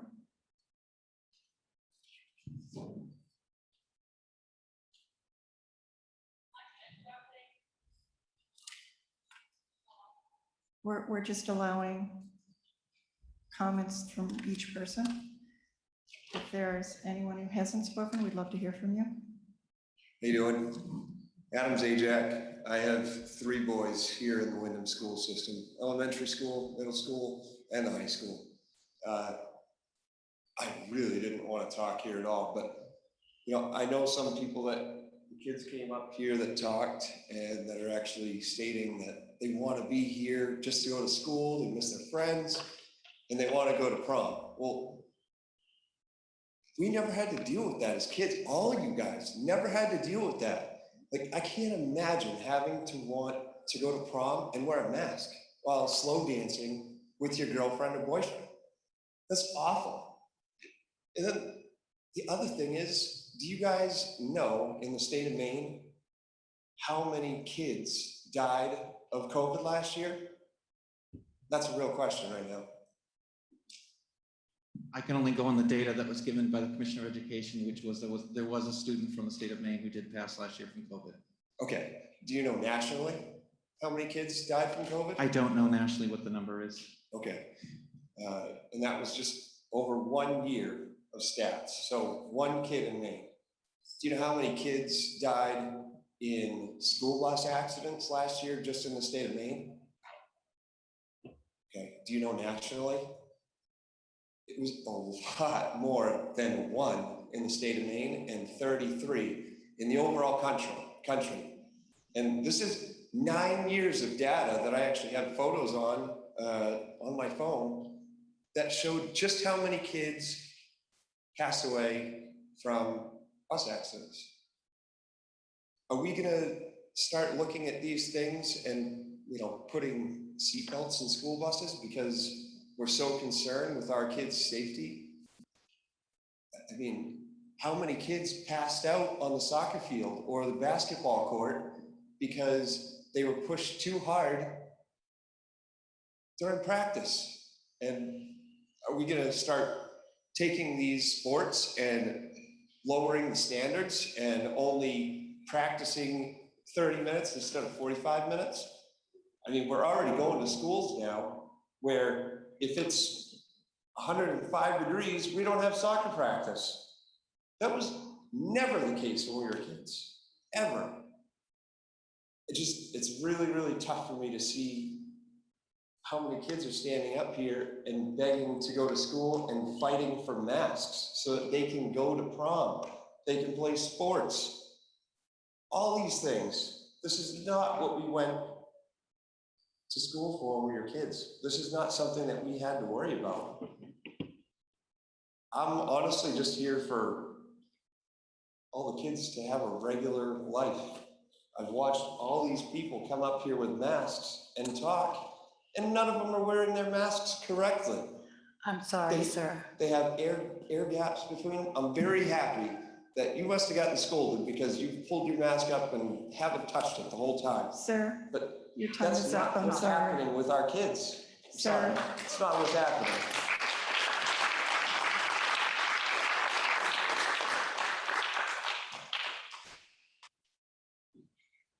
I'm Barbara Bagshaw. I have 25 years in art education. And when I was an art teacher, I was there to assist the parents and the kids.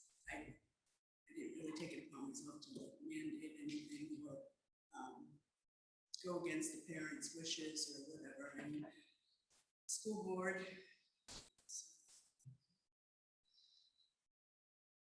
balancing budgets, looking at curriculums, superintendent.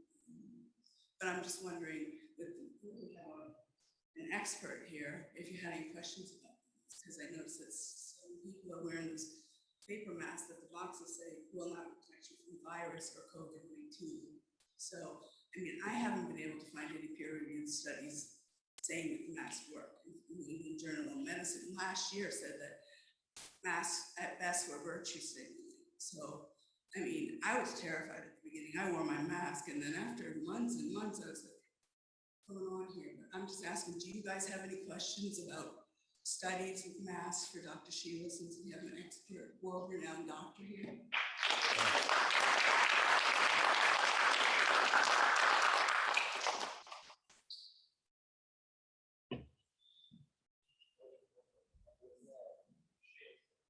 Hi, my name is Kelly Smith. I'm from Wyndham, and I'm just going to stand up on behalf of Jenna since she was cut off and was not able to finish her piece.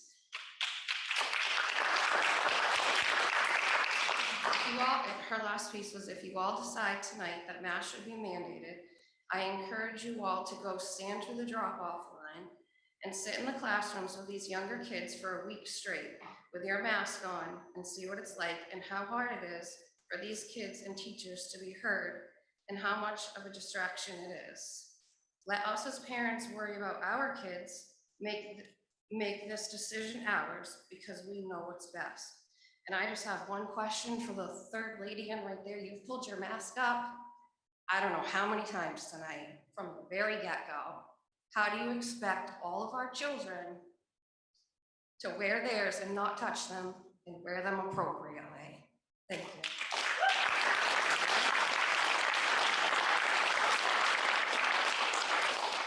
Anyone else?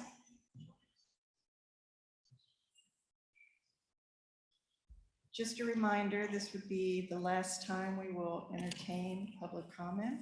So if you all have something to say, thank you. Hi, my name is Jeannie McAlpine. I'm the president for the Raymond Wyndham ESP Association. And I am also the special ed secretary and a special ed tech at the Wyndham Primary School.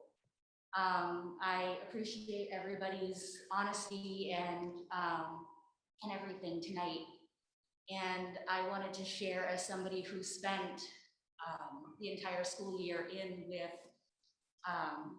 a number of our special ed students, as well as some of our regular ed students, as well as spending a lot of hours with our self-contained special ed students. And I wanted to take the opportunity to share how amazing they did last year. We were very concerned, we were worried, we had all these protocols in place, social stories, lots of prompts and everything, and we barely had to access them. And it's in part because the parents did a fantastic job teaching them over the summer of how to wear their masks and everything, but the kids just did such a fantastic job. And a lot of the prompting was as little as, "Ooh, cover your nose, please." And they'd go, "Okay." And they'd cover their nose and they'd get a squirt of hand sanitizer or go wash their hands. And they would go right back to what it was they were doing.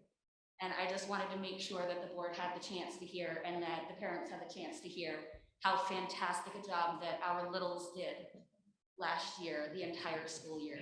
Thank you. Thank you.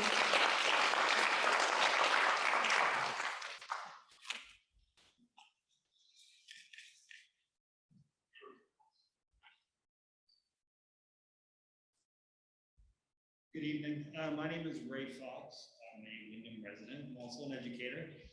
My wife is also an educator in neighboring communities. And both of our schools are going back with masks. But I'm not here to talk about the science of masks because everyone that came into this room tonight had their opinion about the science of masks. What I'm here is turning it over to you guys. Democracy. You're all elected. You have a role to play. Your role is not to operate the school, but your role is to make sure that the schools are operated safely and correctly. And that means trust. You trust the person who's in charge or the people who are in charge of operating the schools. That would be the superintendent, administration, the health service department, etc. So when you make your vote tonight, again, it's not to operate the schools. It's to trust that schools are operated safely, to trust that the schools are operated with the best interest of the kids, their academic needs, their mental health, etc. So with that, thank you so much for running for this position. Thank you so much for being here, listening to everyone's feedback. And thank you for your vote tonight. And thank you for your trust in the superintendent who you hired to make sure that the schools are operated safely. Thank you. Thank you.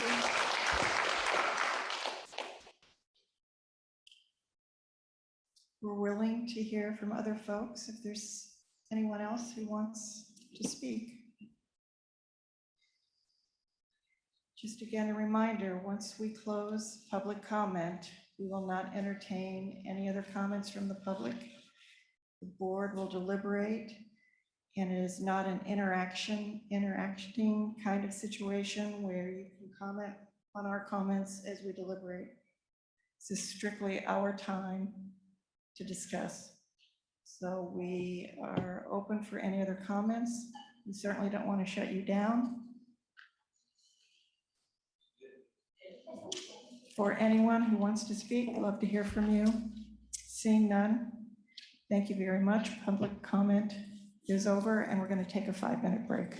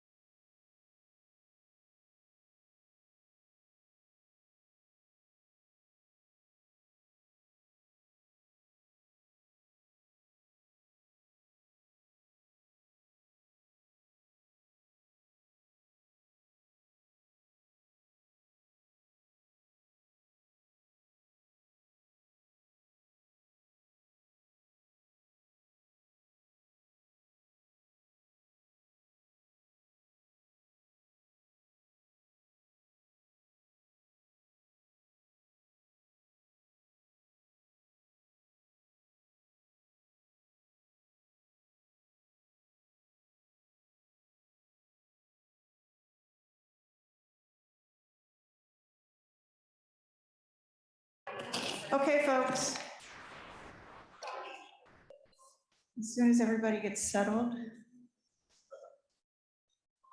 we will begin board deliberations. Okay. Marge? Yes, just a couple of things. I basically wanted to let everybody know I was not here last week. I was out of state, but I did watch the whole meeting, so I am aware of everything that was said last week. And all of the letters and that were sent to the board, in there was a comment, and I thought I should respond to it. And basically, someone's making the statement that you guys probably are not even reading what we're sending you. And I want you to know that I, and I'm sure the rest of the board, have read every single one of those letters. And I will tell you, and I don't know, I think Kate probably has count, there were a lot of letters. So I wanted to thank you all for participating. I want to thank you for your caring and your interest. And I also want to thank Kate Bricks because she personally answered every single one of those people who wrote. Thank you. Who would like to speak? Sure.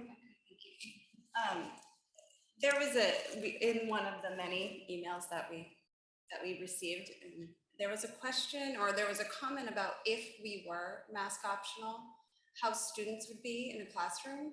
So this particular comment was as far as two masked children sitting on the floor playing together, but the one who is unmasked would be unable to play with those children. Was that just an assumption? I mean, what would a classroom look like if it were mask optional? It's really kind of what I'm trying to get at. I mean, is that something that we would have to be like, no, you can't play with them unless you put a mask on, or? I don't want to set up a situation where we tell kids they can't play with each other. I think where you'd see the biggest impact is that if you had a mask optional classroom and you did need to do a quarantine, that student who was masked would then have to go home. So both the student unmasked and the student masked would both have to leave and head out. So that's probably the biggest difference, but none of our classroom teachers want to put a situation where masked kids are over here, unmasked kids are over there. We can't get into situations where we're doing the masked classrooms down the hall. This is the unmasked classroom. So it would be a matter of that classroom teacher working with their students. But again, really the big difference comes when it comes to quarantining, that would then start to impact. I also have a question. When we're talking about masks, is it full face coverings like this? Are shields still qualifying as face coverings as masks? Within the guidance, and I'm not going to get it correct off the top of my head, but I'm going to do my best. There are accommodations for students that physically or for medical reasons can't accommodate masks, and shields may be more appropriate. Specifically though, Pete, as far as how that would impact the SOP for how we did a quarantine, I think I would want to work with our nurses and work with the CDC on what the impact of that would be. But there are accommodations that are put in for students that are unable to medically wear a mask. And that's typically handled through a student's 504 plan.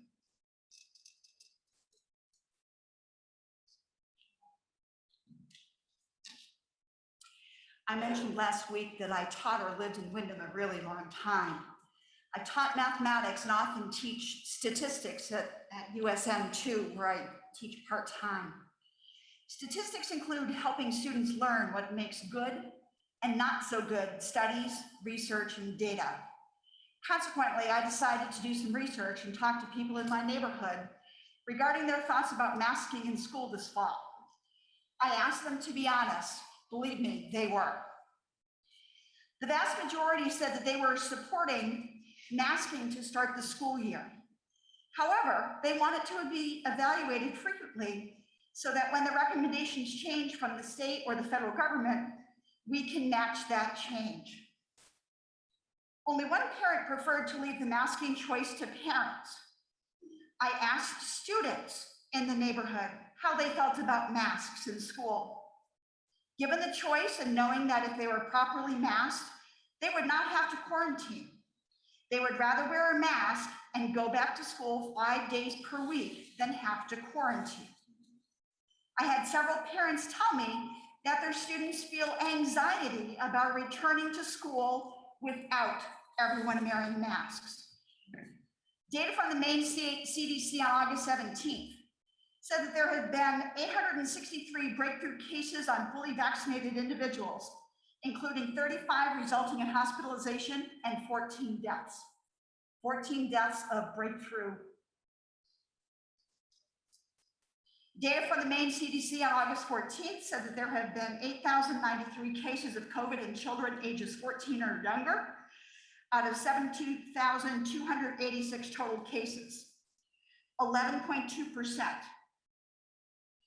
On August 10th, the CDC reported that people with immunity from prior infections but no vaccine, let me say that better.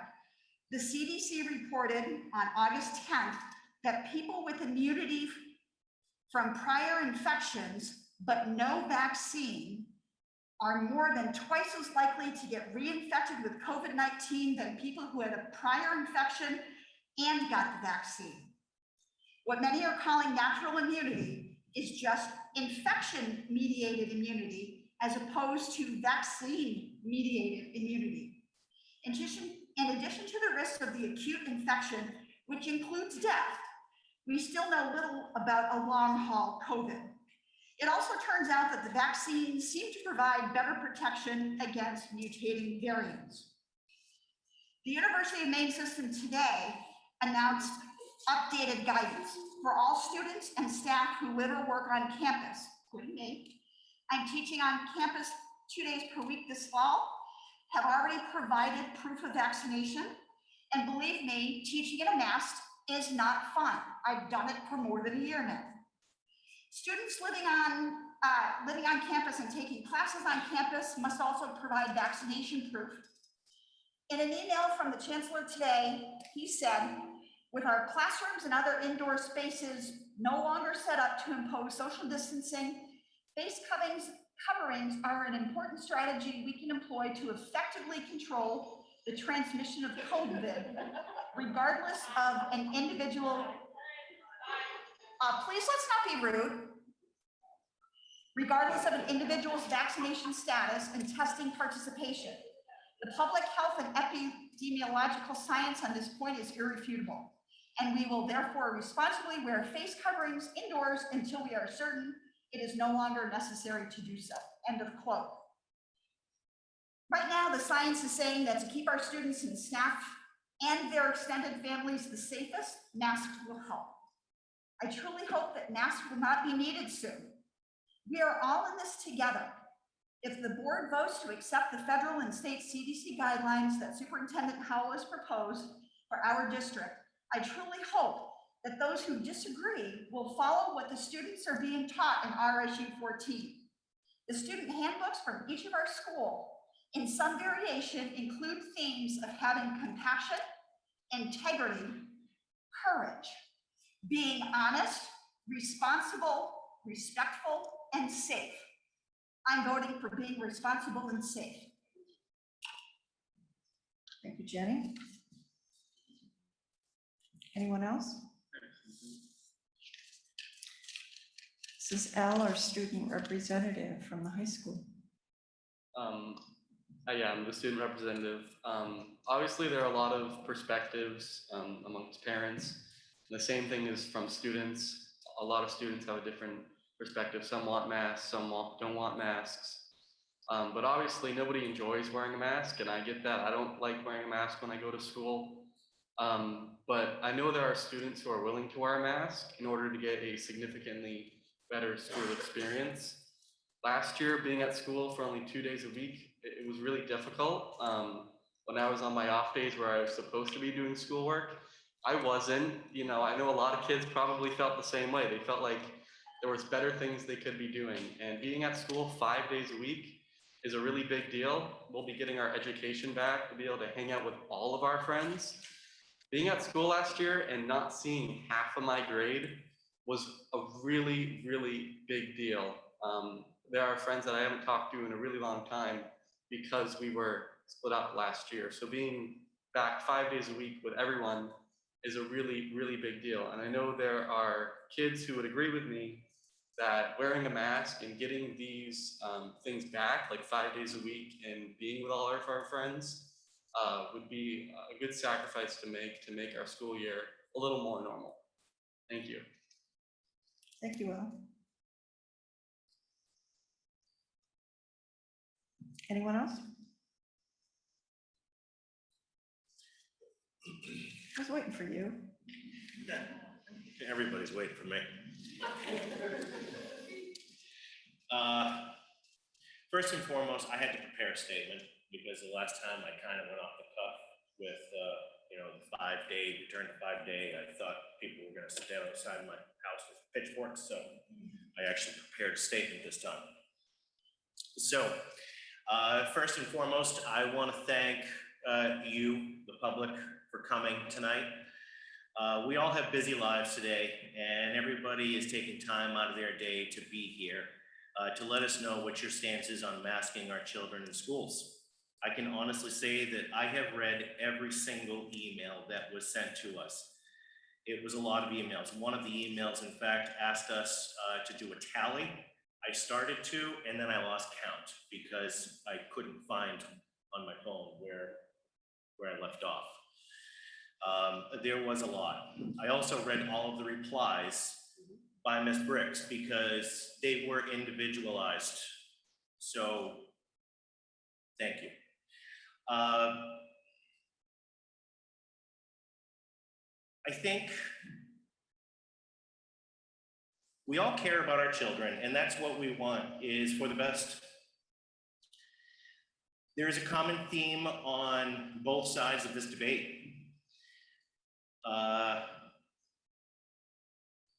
But this right here is how change is made. Your voice has the power to not just change our community, not just our state, not just our country, but our world. You have the power. So I want to say thank you to both sides of the aisle for coming out and speaking tonight. I want to say thank you to Mr. Howell and your administrative team. The amount of work that you all have done to get through the remainder of 2019, opening and operating the schools through 2020, and now the reopening of our schools for 2021, 2022 is impressive, to say the least. I can honestly tell you folks here tonight that without Mr. Howell and his administrative team, their leadership, their compassion for our children, their drive to excellence, 2019 and 2020 would have been much worse. Thank you.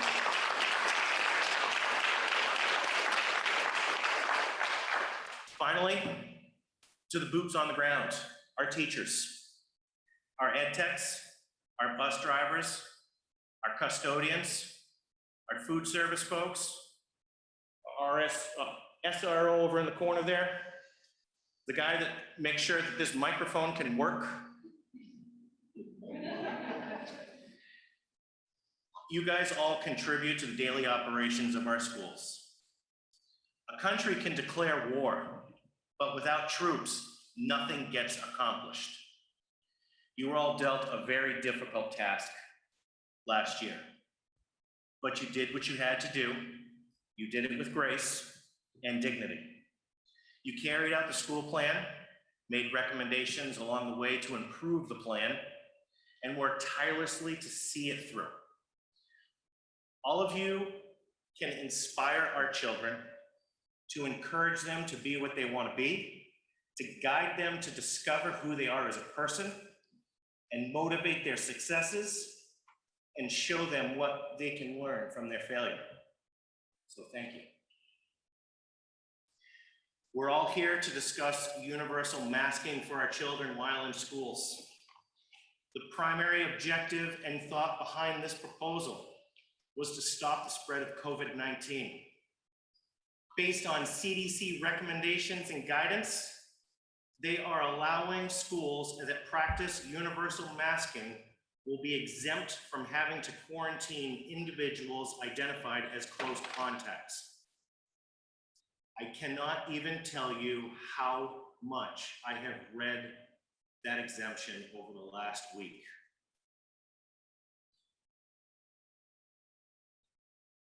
And what I keep coming back to is this. If you comply with our guidance, we'll give you a treat.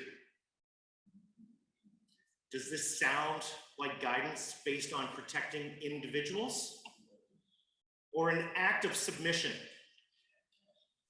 This is the same organization that said on August 3rd, 2021, issued a statement that masks would not protect you from wildfire smoke. Well, that's a little strange because the size of the coronavirus particle is 0.1 to 0.5 microns, and wildfire smoke is 0.4 to 0.7 microns. So you're telling me that this mask is going to protect us from coronavirus, but not wildfire smoke? Even respiratory droplets register at 5 to 10 microns. These are loose fitting, folks.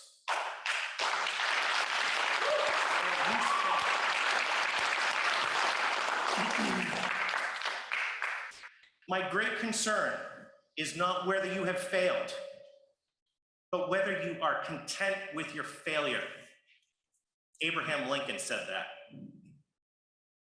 The CDC has a bulletin that is live on their website right now.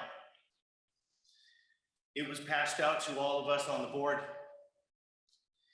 And it clearly states that surgical masks, and I quote, does not provide the wearer with reliable level of protection from inhaling smaller airborne particles and is not considered respiratory protection.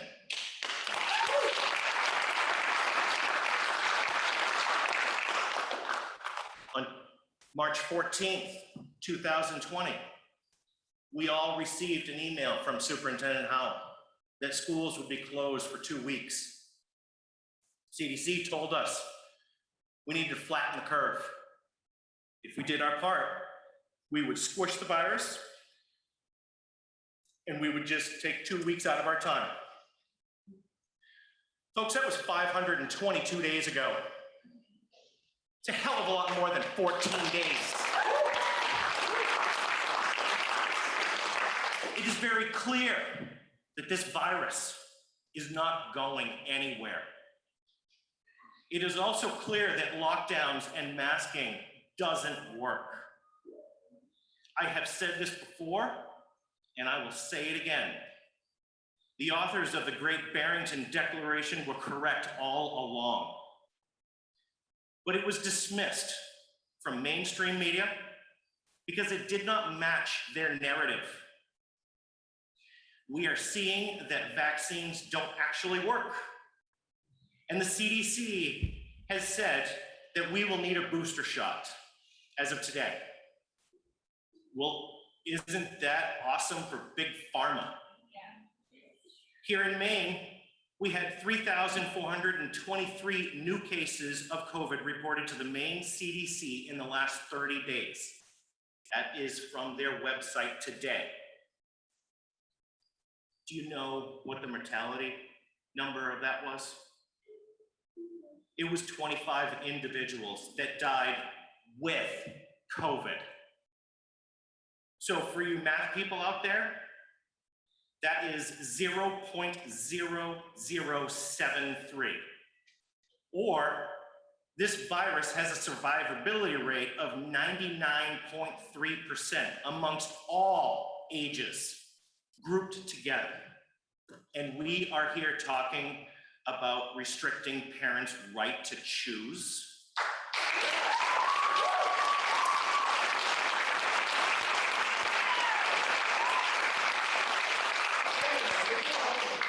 It was Benjamin Franklin who said, "They who can give up essential liberty to obtain a little temporary safety deserve neither liberty nor safety." Mr. Superintendent, I will always fall on the rights of freedoms of choice. I am not telling other people how to parent their child. That is not our job.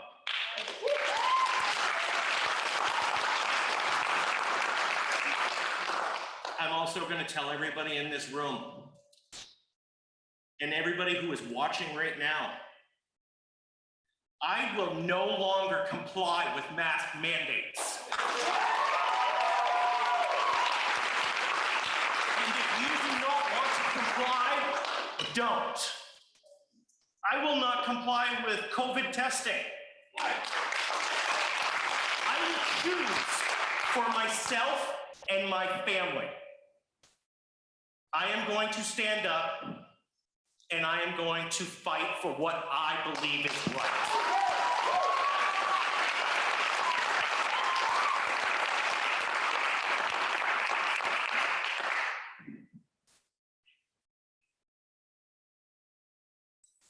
Anybody else?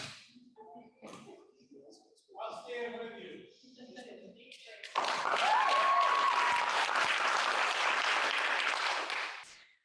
Are we ready to vote? No, I'll speak. Okay.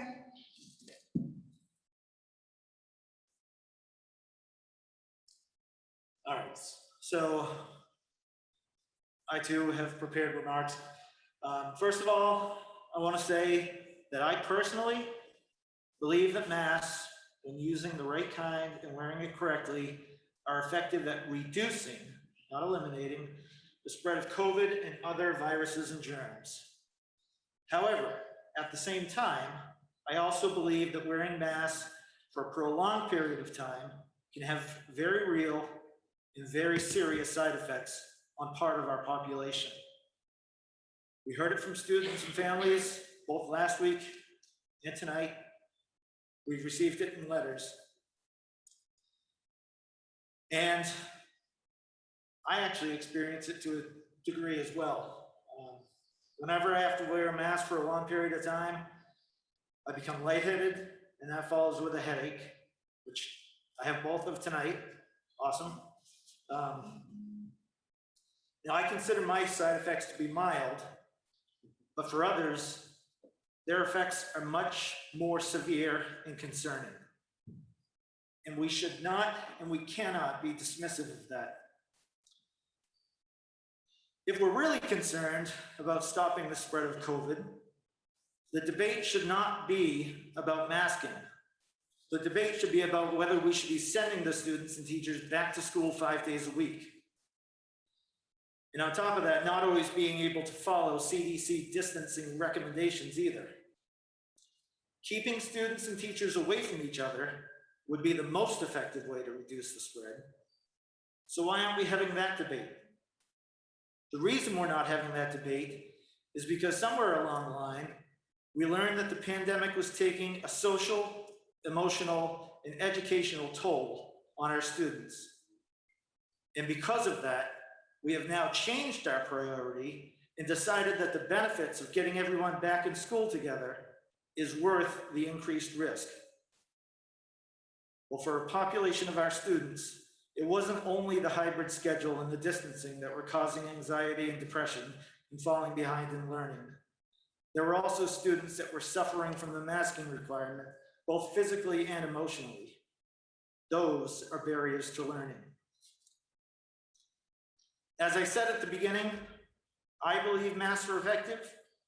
When I'm wearing one, I feel my chance of contracting any virus or illness is minimal. People still go into stores, even though they know that there's going to be unmasked people there. They do it because they can protect themselves by masking and using hand sanitizer and taking other precautions. If masking is optional, I expect the majority of students and teachers would choose to wear a mask, and I would encourage it for all those who don't experience any adverse effects. I would even expect that there may be some who do experience effects, but choose to wear the mask anyway because they've weighed the risk versus the benefit. For some, though, the side effects from prolonged mask wearing may be bad enough that they are willing to increase their risk by not masking. But still, those who choose to mask would still have the protection from others of their own mask, just like in other parts of our town and society.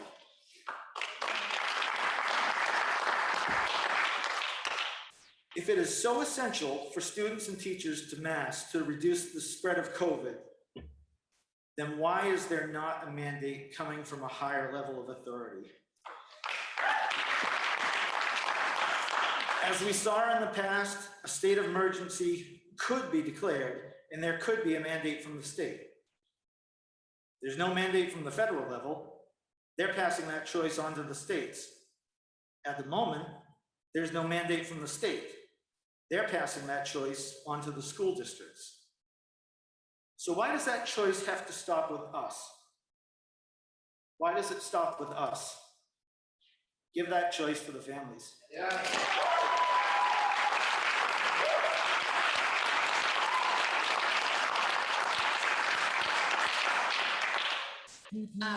First, I do want to thank everyone. I also prepared some, but I think I'm going to skip over a good chunk of it, so you're welcome. I first want to thank everyone who did take time to email and speak, because all of you, whatever side you were on, were extremely passionate about your points. And it was really admirable to see that, because if you all, students included, but as parents, if you're not that #1 advocate for your child, no one else will be. So thank you very much for coming out and speaking either side. I do want to just remind folks too that, because the point was made a few times about us making this decision, we don't want to be here making this decision. I think it's really unfortunate that we are in this position to have to make this decision. However, it's happening across the country, and it will be done tonight. I also want to mention too that many of us do have children in this system. And if we don't have children, we have grandchildren, we have nieces, nephews, we may live in a neighborhood with lots of kiddos running around that we love dearly. So this decision, however my colleagues here choose, was not made lightly, and it's not from a position of power, but it is from a position of really caring for the children in this district. So I have gone back and forth. I think I've gone back and forth right up until who knows when, on how I will be choosing tonight. My initial thoughts were absolutely masks optional. And then I heard about the quarantine, and I agree with Scott. It is very much a carrot, and it's unfortunate that that was put out there as a carrot. And I thought, I really just want my kid in school 5 days. And I want the same for other families who maybe don't have the privilege that I have to be able to work from home, and I can still get my job done with my daughter at home. I'm incredibly lucky that I can have that, but I know for many families, it may be time off or unpaid time off if their child's in quarantine.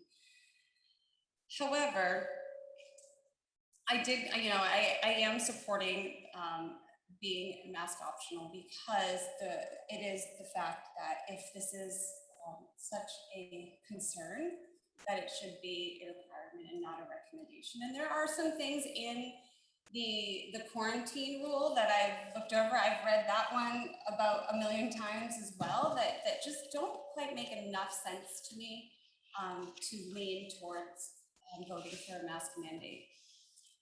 However, this all being said, I so worry about the mental health of all of our students. Some of the points that we heard tonight on either side, some of the points that we heard last week were extremely concerning. I'm concerned about the students that have a hard time wearing a mask. I'm concerned about the students that may not feel safe in our schools if it is mask optional. I would really, and I have so much, Scott said it wonderfully about how great Chris and all of your administration has done through this. I would hope and I trust that there will be some sort of mental health plan in place, no matter what happens after this vote goes through, to make sure that all of our children have the strongest mental health that they possibly can, given, again, I have no idea how this is going to turn out, but I would hope that that is something that's in place. I would also encourage folks as parents at home. I think it was you in the back standing up that spoke up last week about how he told his son, who was making a comment about another child or friend of his wearing a mask, and you spoke up and said, you know what, that's his choice to do that. And I hope, you know, should we be mask optional, I just hope that kids at home are hearing that it's okay either way. And so that was a great example. Thank you for that. But please all just know that none of this is coming lightly from any of us. And we do very much care for the students, and it's extremely difficult decisions.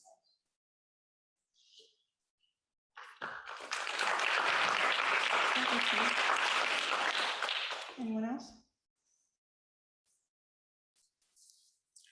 Well, I'll weigh in, not that I want to, not that I want to be here, not that I want to wear a mask like anybody else, but I went back and looked at our vision for the district. And as a board member, I feel a pretty huge responsibility to provide all of our students a safe environment.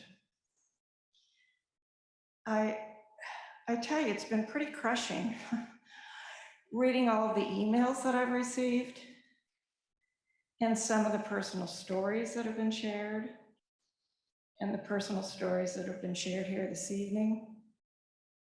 I'm so sad we're in this position. It's heartbreaking that we as a board have to make these decisions, and half of you are not going to be happy, most likely, or half of you will be happy. I don't know how it's going to go. I'm concerned about the culture after this is over. We really pride ourselves on having a very positive school culture. And whatever way this goes, I hope we can maintain that. I have so much admiration for parents, grandparents, everyone who has spoken this evening. While it may seem like we've cut you off, we've listened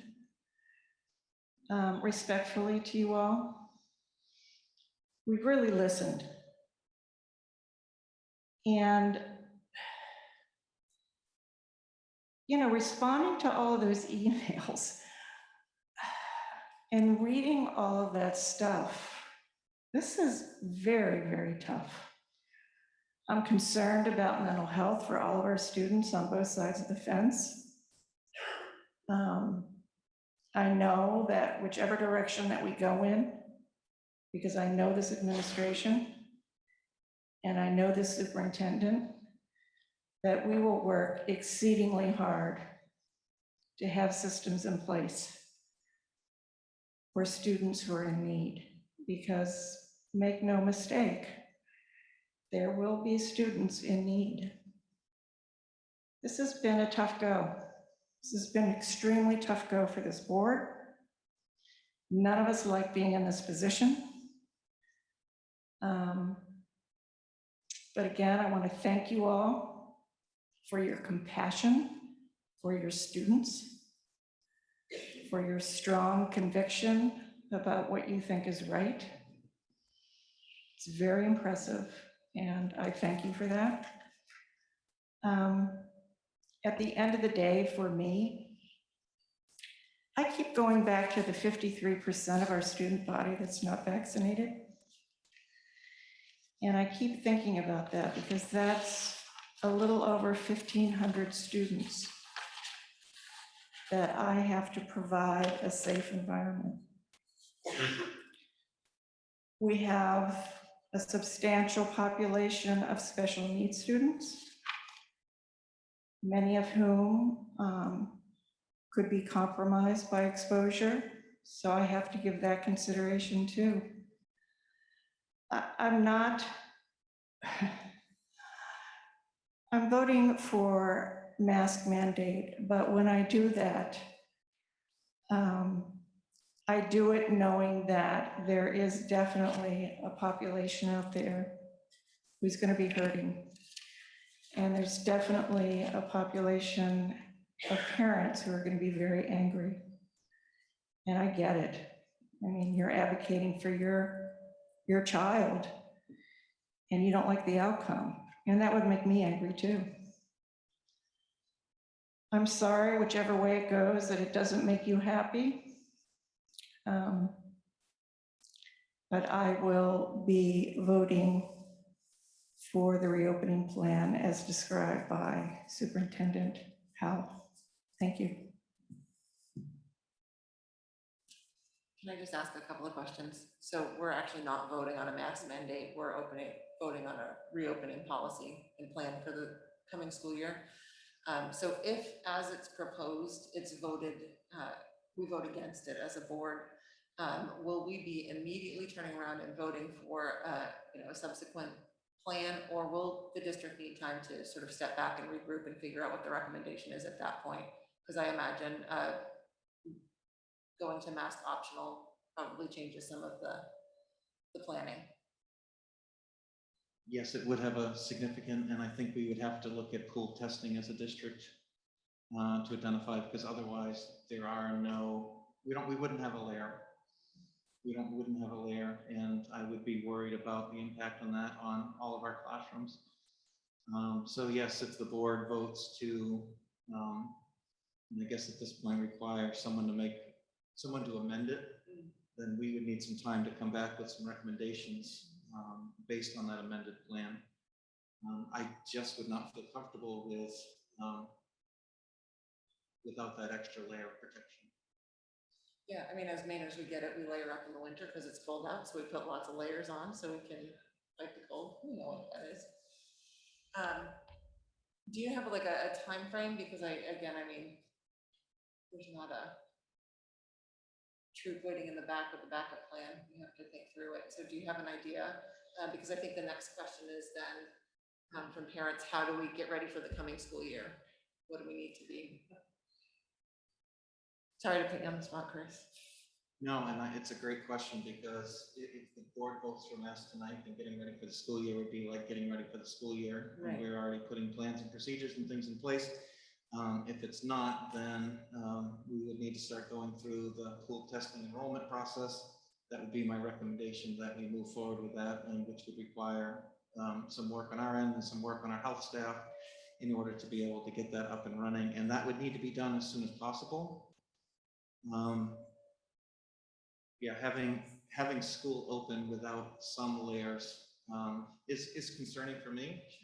And it's concerning for some students in our district and what the impact's going to be. And just out of curiosity, not that you have alluded to this in any way, shape, or form, this is just a thought that popped into my head. If we were to go that route, that means another series of board meetings. So another time to come together to talk about what the plan might be, then a week later coming back to vote on it again. Is it conceivable that that would cause a delay in the start of the school year because we wouldn't have a reopening plan? Because there's only a couple weeks left. Sorry, I know I'm putting you on the spot again. I really don't mean to. It's just. I think what we need to do is have a set of emergency meetings in order to be able to get that moving, because we need to get school open, we need to get schedules going, and Yeah. So it would not be my recommendation to delay the start of the school year. Perfect, thank you.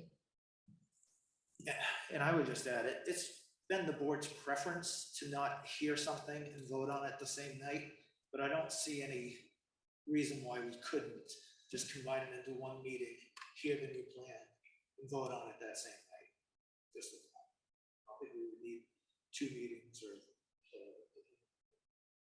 comes out of it. Oh, who else?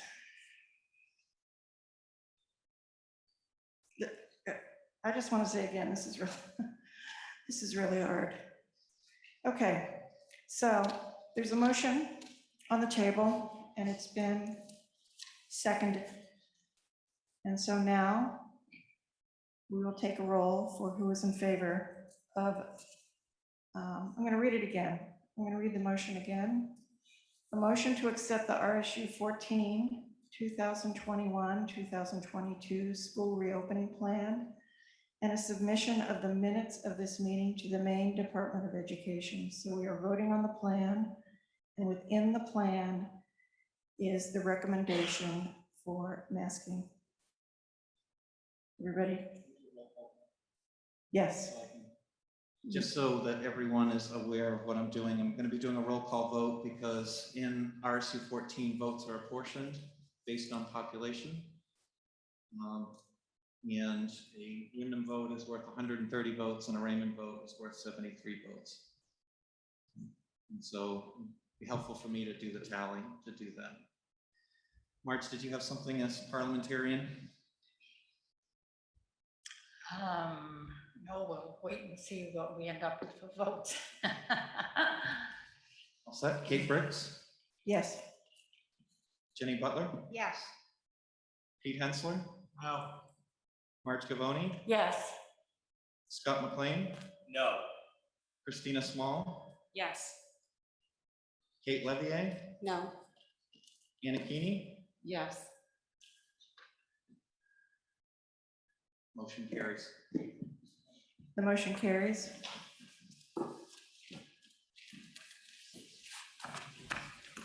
You just tallied, the motion carried. Appreciate you attending. Thank you very much. We're going to move on with the agenda.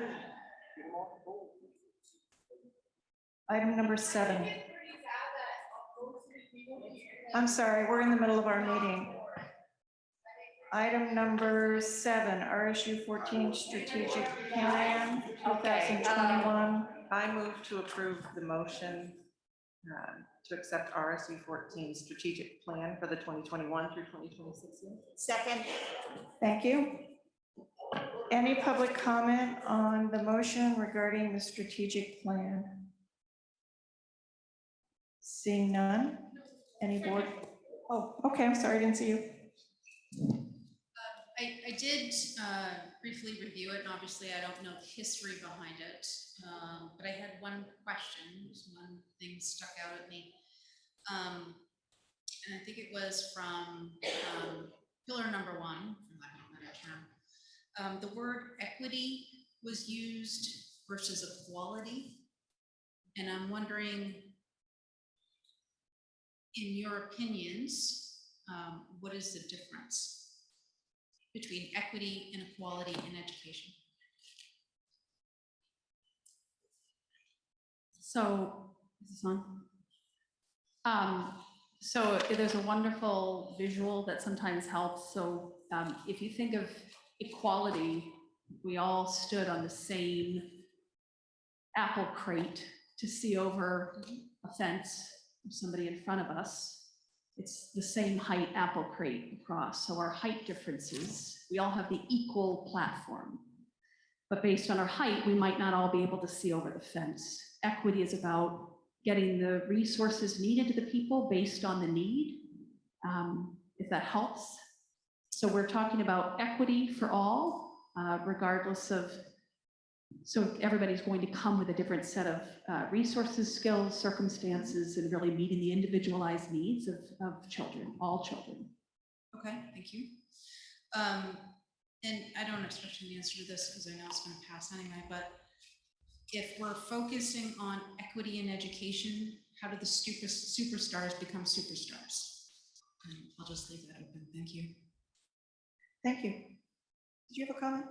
Yes, I just wanted to say that it was a very hard decision made by all. And I know that half of our population is not happy right now. I'm sorry, So- we're not on that anymore. Well, no, We're I on the just want to strategic say plan. thank you guys for taking the time to listen to everyone. Thank you. Any other further public comment regarding the strategic plan that we're voting on this evening? Any board discussion? All those in favor? Just hands. Opposed? Okay. Item number 8, RSU additional state subsidy. A motion, please. I move to amend the warrant to the town of Wyndham for the required local contribution to the RSU by the amount of $1,340,640. Second. Moved and seconded. Public comment. Board discussion. All those in favor? It is unanimous. Item number 9, RSU student handbooks.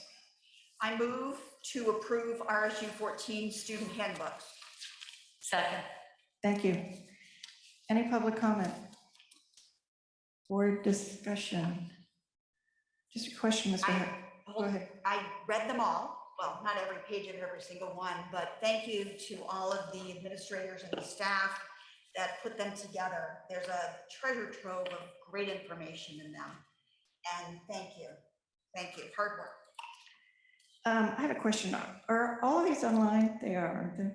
So if anyone is interested in that information, terrific. And just, you can actually reach them if you go to the website. If you look at our website, there's a picture, far right side says for students.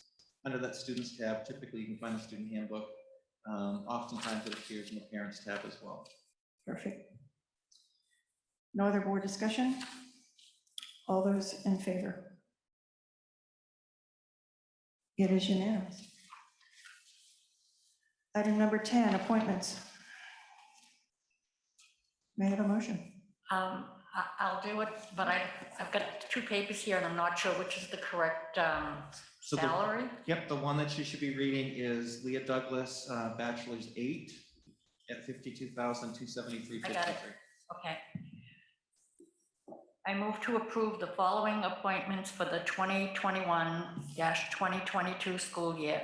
Leah Douglas, English teacher, 1 year only, Wyndham High School, bachelor's 8, at a salary of $52,273.53. Second. Thank you. Public comment? Board discussion? All those in favor? It is unanimous. Number 11, report of the secretary. A motion, please. I move to approve the minutes of the August 11th, 2021 meeting. Second. Thank you. Any public comment or discussion? All those in favor? Thank you. Unanimous. Oh, sorry, I didn't see it. You're abstaining, you weren't here. I get it. Okay. Item 12, committee reports. I don't believe anyone has anything or desires to report about anything on committees. Thank you. 13, superintendent's report. Just to add quickly, we have staff that will be starting next week. Next Wednesday is new staff orientation, where we'll have a chance to welcome all of our new individuals to RSU 14. We then will have our those covered on the Sebago East Shore Education Association. Been practicing that all day. They will be in on Thursday and Friday for some PD days. And then on Monday, the 30th, we'll be having our opening day. Sadly, typically in the past, we've had opening day here in the auditorium. We're going to be moving outdoors and we'll be having our opening day ceremonies out on the out in the stadium as a chance to welcome individuals. Construction committee will be meeting next Thursday night with the architects, and that's actually going to be in person in the high school library. Things on the middle school project are rolling along right now, and we're excited that that project is finally, things are happening after, for these on the board, I think you started talking about it in 13. So it's been a good 8 years working on the project. All set? Thank you, sir. Before I ask if anyone has anything for board roundtable, I would like to say goodbye to one of our board members, Anna Kinney. Did I get it? Okay. Who is actually a Raymond board member who is now moving to Wyndham, and as a result has to rescind her position. She's been on this board for 6 years and has provided a unique perspective that I think we've all appreciated. So I want to thank you personally for your service to our community. Thank you very much. Any board roundtable? Hi, go ahead. All right, so other people have said it, but I personally want to thank you, Kate. I'd really like to know how many emails we've received on this. She has it. I'm sure you do, but the fact that you replied to everybody and replied personally, I don't know how you got anything else done over the past I week. got nothing done. Because I knew how long it took me just to read all of them. So to read them and reply is a lot of work. So thank you very much for that. Kudos.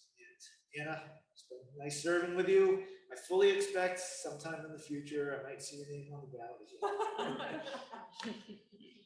And while Anna will be leaving us, Sharon Jewel will be joining us, and she is here in the audience, and will be joining us as the new Raymond appointed official on the board. September 1. So welcome aboard. I too want to thank the board for their considered responses. I know it was a lot of work and a lot of reading, and again, to reiterate, we did read every single email, or at least I know I did, and poured through the materials. Those who submitted materials, it was not in vain. I know that we take this job very seriously, and we want to do right by our students. And as this evening demonstrated, we don't always agree, but we are a very highly functioning board, and I'm very proud of us. Thank you. Adjournment. Motion to adjourn. All those in favor? Thank you, unanimous.